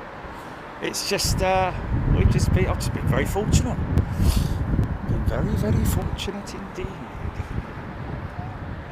It's a big old lump, isn't it? It's not coming this way, thankfully. Mark Smarts, clouds are super heavy. Mr. Tex 747 over the top. Ooh, I tell you what, I think this cloud is on a rotation. Look at this. I think we may be in for a bit of a battering. Oh, there she is, mate. Oh, hello. Wait a minute. Look at that. Oh, mate, this is getting a little bit. Is that nice? That's not a jumper, is it? It is. Look. Wow. She's only running on 2 engines or something. She's on 4, isn't she? Yeah, she's on 4. But look at that. Isn't that beautiful, man? Yeah, yeah. Oh, she's gone, man. What a great shot that was. Nick, behind. Where are you going in?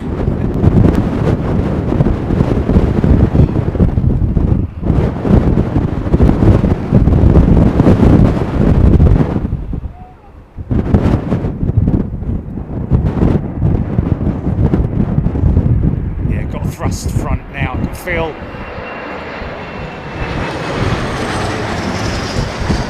that thrust front.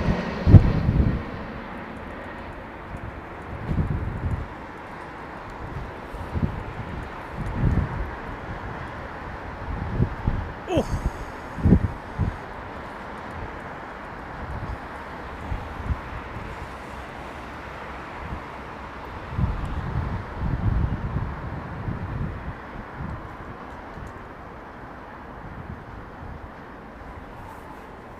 Somebody. Mate, I'll be honest with you, if you leave your car there, they'll come and tow it away. Oh, okay, I thought you were taking the dogs for a walk. Well, they're not supposed to be parked there anyway, it says it on the thing there, but... Awesome, mate. Plenty 747s next week, Rab, absolutely.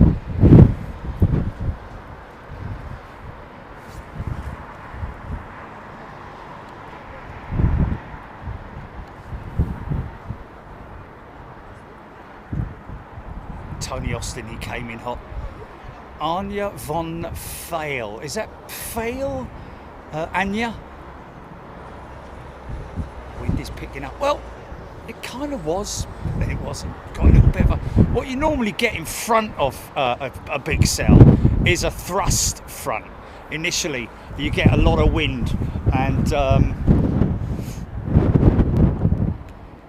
that's kind of what I'm feeling. In fact, there's the rain. There's the rain right there, look. That's rain. So we are going to get some rain. Be prepared.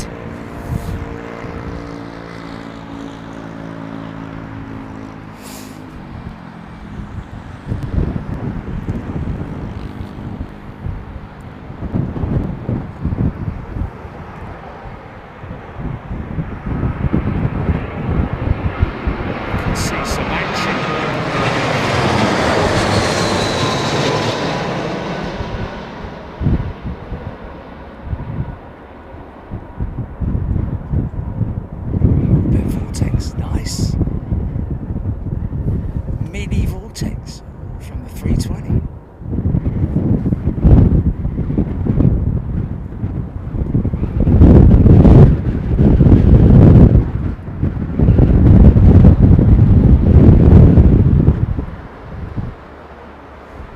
myself saying rain in 15 minutes. Yeah, we've got to be ready for it. We've got to be ready for it. It's going to happen, no doubt about it.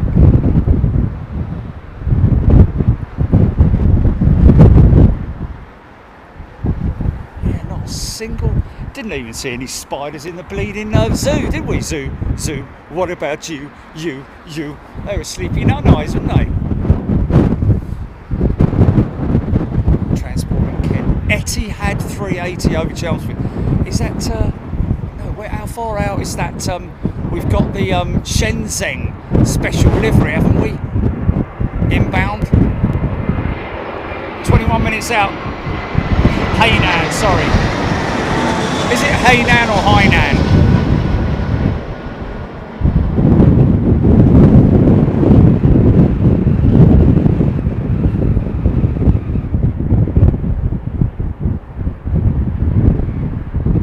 Oh.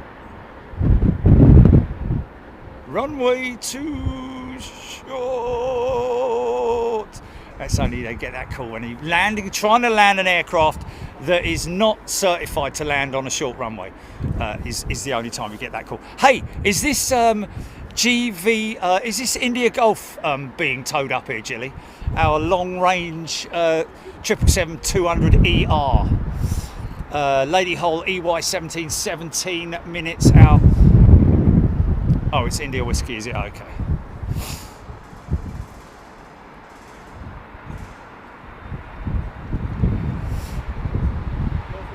Was pretty amazing to see that butterfly enclosure in an airport. Absolutely phenomenal. But what was more amazing was the bleeding was the hospital, little hospital. It wasn't a hospital though, was it? It was a maternity ward. That was it. Yeah. Yeah, it was. It totally was, man. You could see them on all their different forms, couldn't you? Like, you know, in the chrysalis form, metamorphosis, yeah? Total easy for you to say, son. Metamorphical situation. Hold on, let's just have a look here. Okay, still got 50% on the mics. We're all good, mate. Sometimes I wanna be free, oh, somebody, yeah, somebody.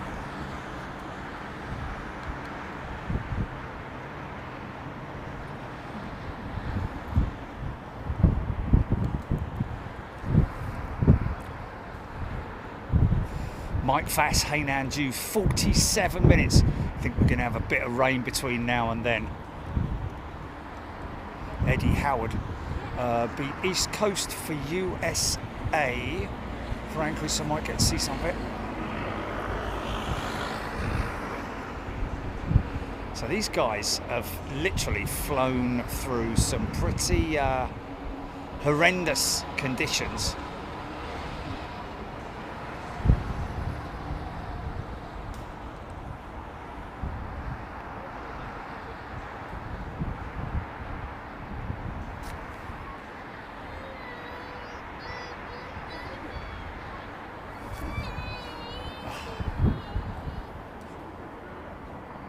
Oh, okay. Well, I don't know.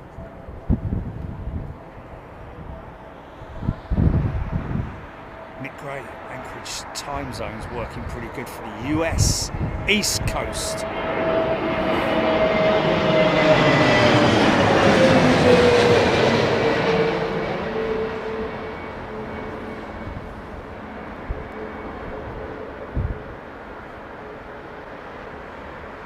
Somebody to love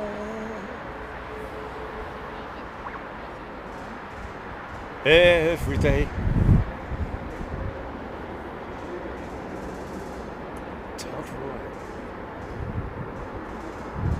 Oh yeah, from the winds. From the winds. Yeah. Pete 888 UK. Good day to you, Pete.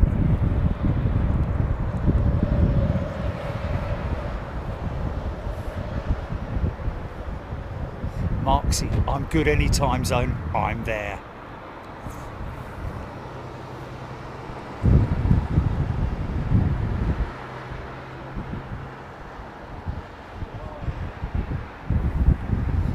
James Beatwell's gifted a membership. Thanks, James. Very kind of you, mate. Massively overshadowed by that 380, mate. Look at that. That's crazy, isn't it?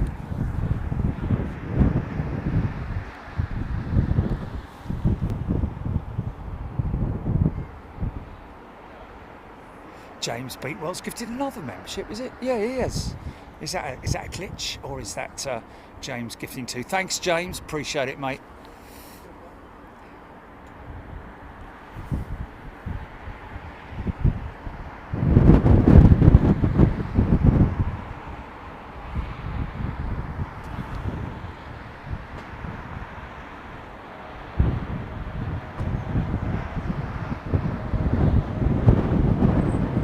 Wow, look at this. Giving it full on sideways now, man. Thank you, James.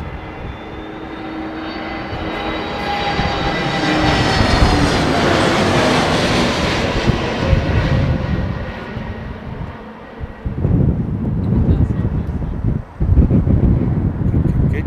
That's good. Oh, easy, easy, easy, easy.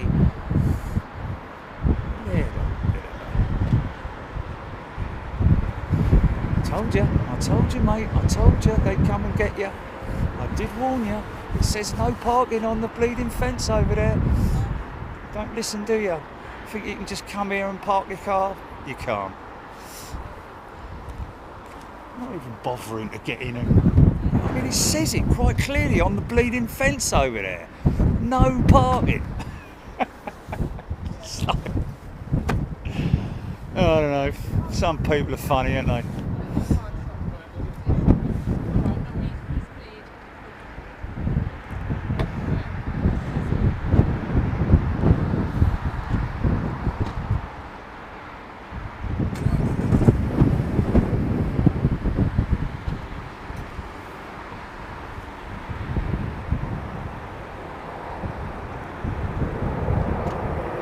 Gibson's gifted. Thanks, Adam. Nice. Omar now. People taking their dogs for walks. I mean, come on. You know, have some flipping respect.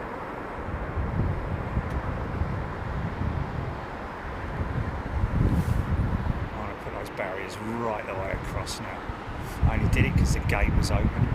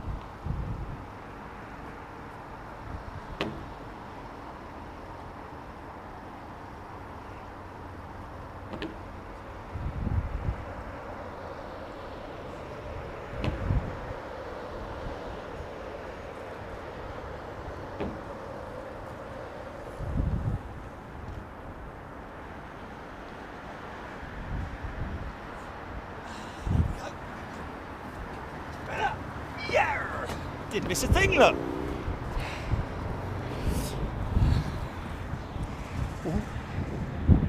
Oh, I say. It's right over the top of me. There's no place like home.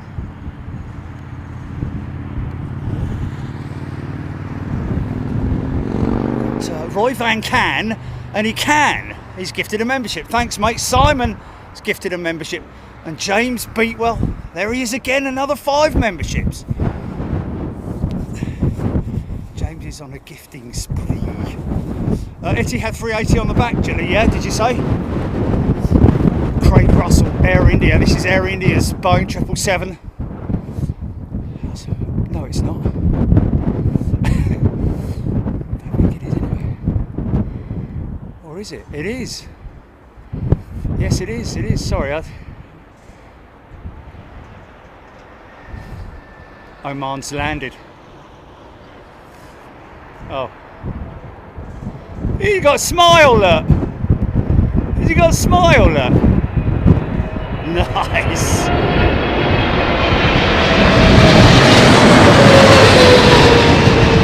Yeah.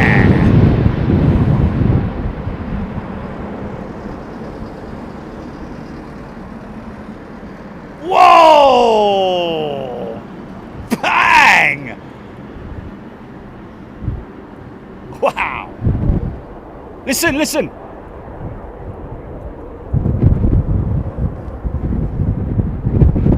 Dunno. What was what? What was what? That was me going bang. Yeah.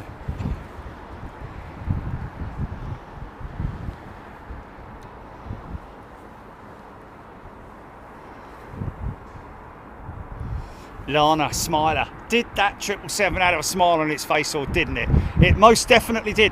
And that was actually, I think, also the pitot tubes and the angle of attack sensors that were doing that.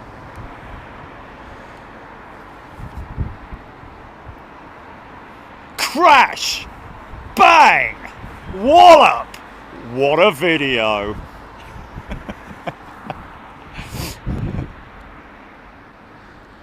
Look what this guy did in America. Alex Hilton, Boschmatic. Airflow is fascinating, Marksy. Right on that one with you, Marksy.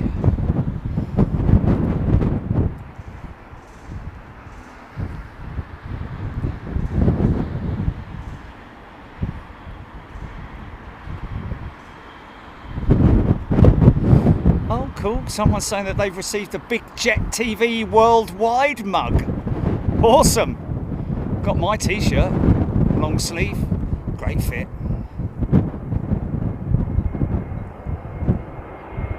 There we go, yes, there we go. Yes.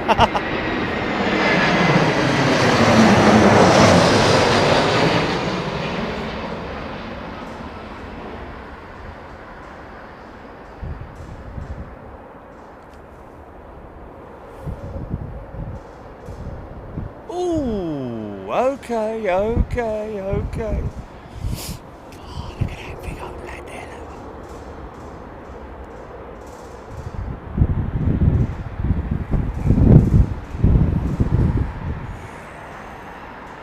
Yeah. Big old lovely there. That's it. Is that it? Oh, okay, it's India whiskey, is that? Sorry. I misread the V for a W. A W for a V.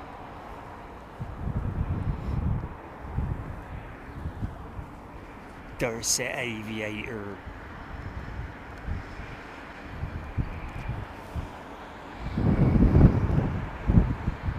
Pop it, TCB, take care. If we miss you. Hoping to get a checking in from the west coast of Florida. Adam Gibson was a DXB yesterday. Never seen so much water. Unreal, yes. I have to say, like I said, look at the front end of the show, folks, and you'll see what I'm talking about. About those wonderful police officers who were out on a canoe and saved a cat that was clinging for dear life onto a car handle, door handle. Oh my goodness me. Those good people, those lovely people.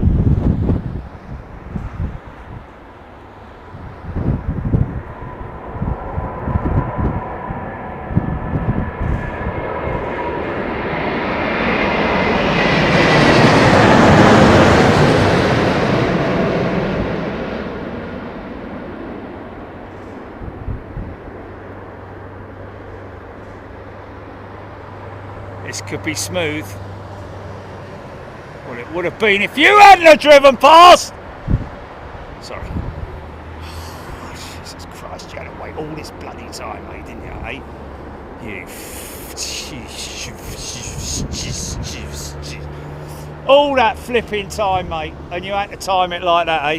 Right, that's it. next time. We're going up. We're going up. Elevate.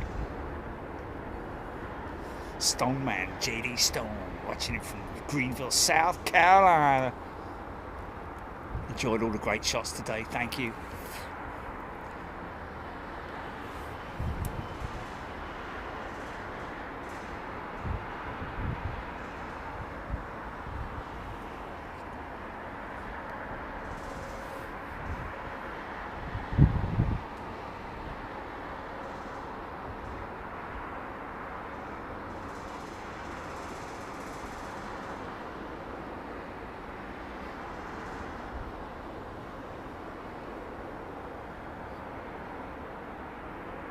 Six minutes out for the Hainan. Or some people say Hainan.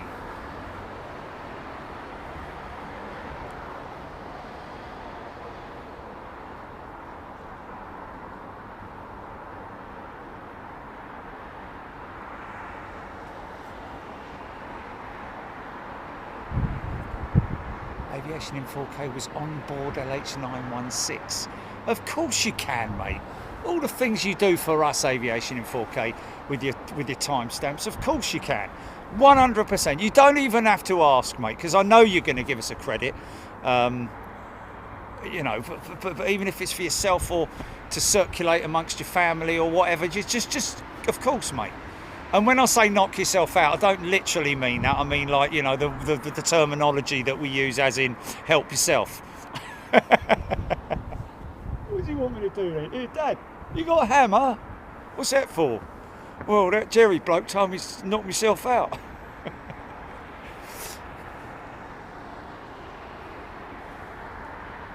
Ross Gin. Classic looker for the 380 with Etihad. Next is Asiana Pico 7 saying, I don't think so. Unless they're ferrying something here. Due south. Yeah, due south. Don't you worry about it, mate. I'm going to be doing some height checks on the van. Possibly Friday. I'll need to do it, G, man.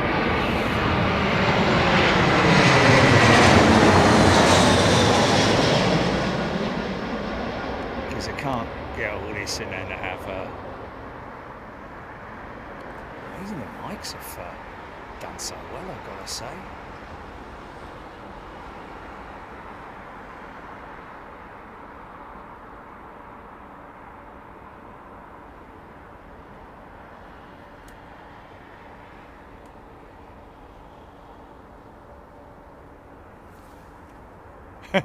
Alex Hilton, I don't know if I was born to entertain.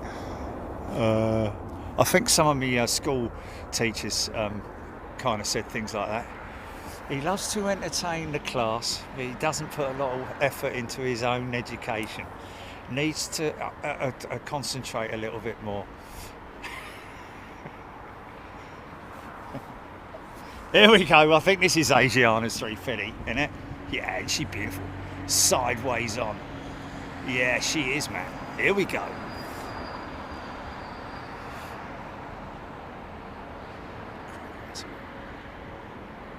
Niklas Wolf. That was Eurowings from Hamburg. See, every now and then, little plumes of smoke, see them coming out the engines there. That's the pilot making little tiny incremental movements on the throttles, whilst also negotiating the straight line in and the altitude, everything, all those elements, altitude, speed, direction, straightening it up now. Yeah!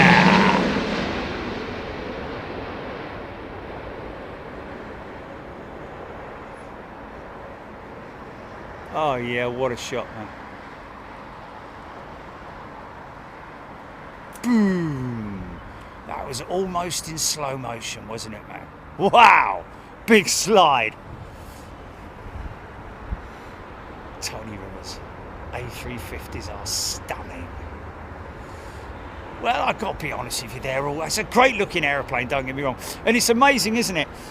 You know, the beauty of an A350 isn't because the designers are like, oh yeah, it's not like, I mean, obviously, you know, in car design, they do tend to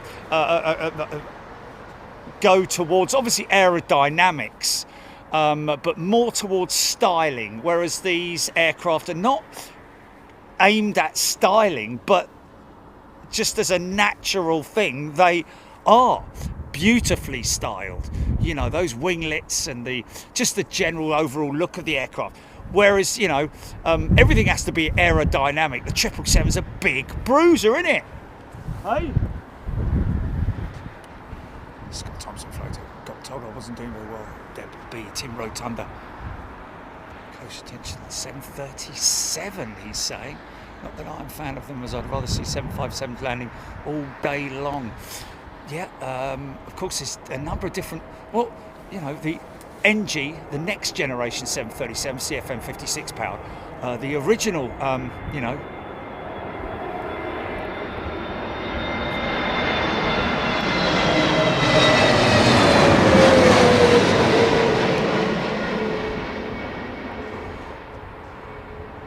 Depends on what angle you're looking at an aeroplane in order to identify it. Ooh, what's going on here? Oh, okay then.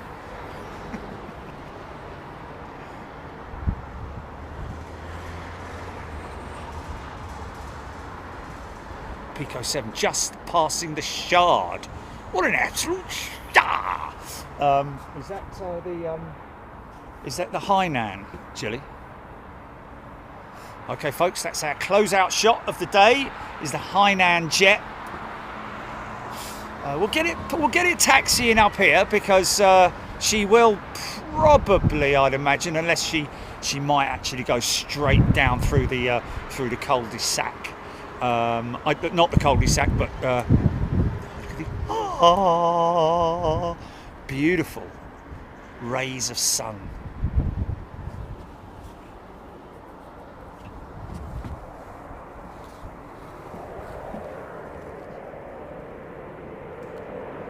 $220, little 350.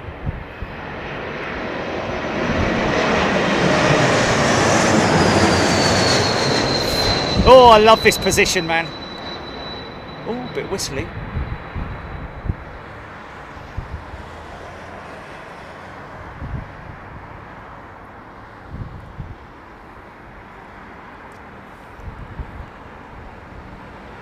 Yeah, the wing.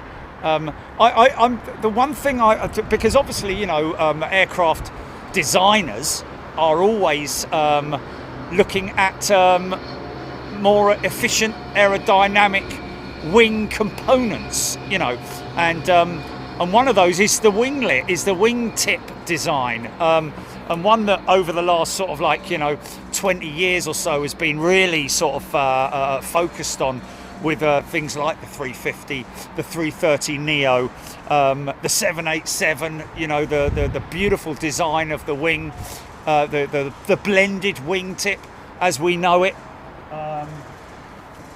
I wonder if they're planning, because the wingtip of the fence style wingtip of the A220, wow, that's a big old lump they've come through, isn't it? Look at that, wow.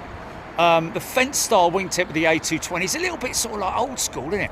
I wonder if they're actually planning to have a more blended design, because they're all retrofit. They're not like one piece.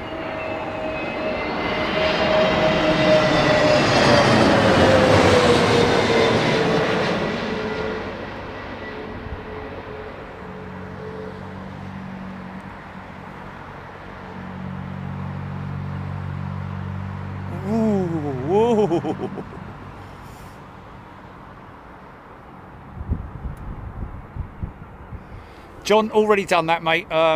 We're always very grateful to the many departments at London Heathrow who we have great relationships now. This is it, folks. This is the closing shot.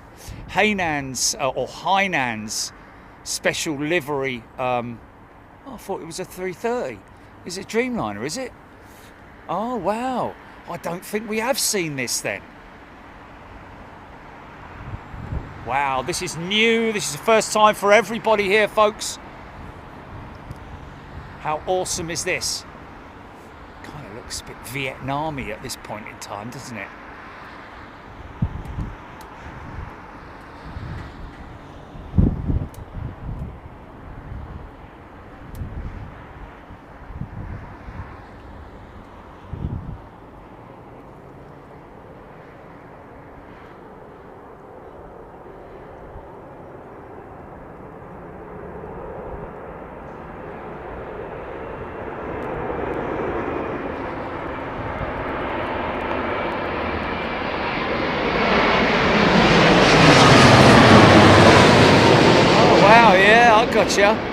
I gotcha.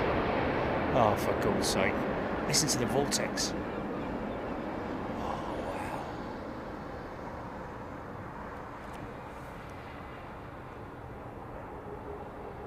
Wow.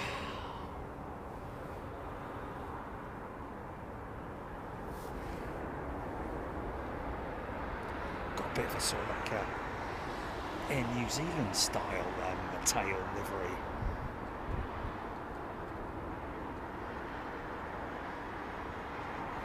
Yeah.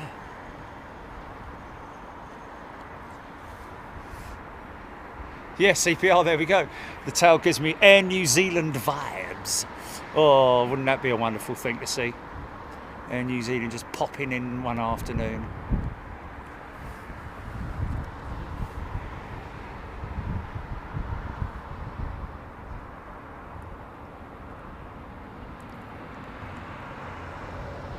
Roy Van Can. Thank you, Roy. Thank you, everybody who's gifted membership today. We really appreciate it.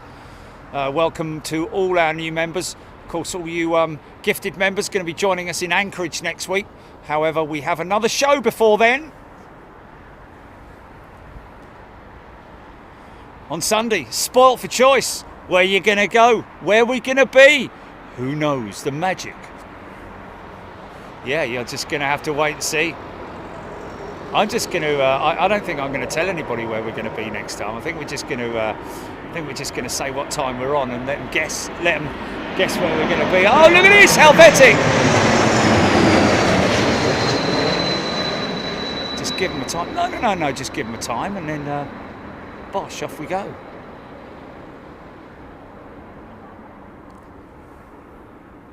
Oh, okay. All right. Ooh.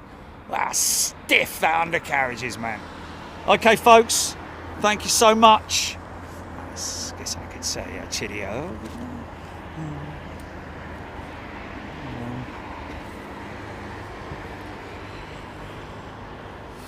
See you next time, folks. Do you enjoy that? Oh, look at me all dressed up for the winter. Yeah, well, there we go. Thank you, everybody, for tuning in. Hope you enjoyed it. Enjoy the rest of your week. Whatever you're doing, wherever you're going. We'll be back on Friday, folks. We are going to do a show on Friday. So tune in for that. It's going to be right off the cuff. No preparation whatsoever, which pretty much standard me anyway. But anyway, we'll do a bit of garden cam if we can get it. Otherwise, we'll see you then. Look after yourselves. We'll just get this one and then we'll fade out as we fade to grey or fade to the title role. Anyway, see you in a bit. Stand by, GP. Fade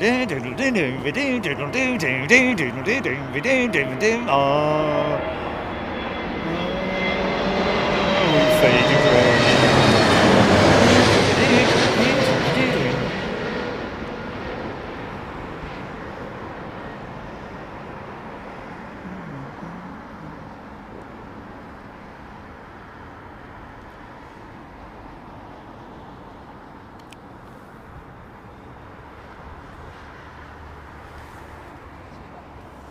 See you, folks. Take care. Be good. Be happy. Be safe.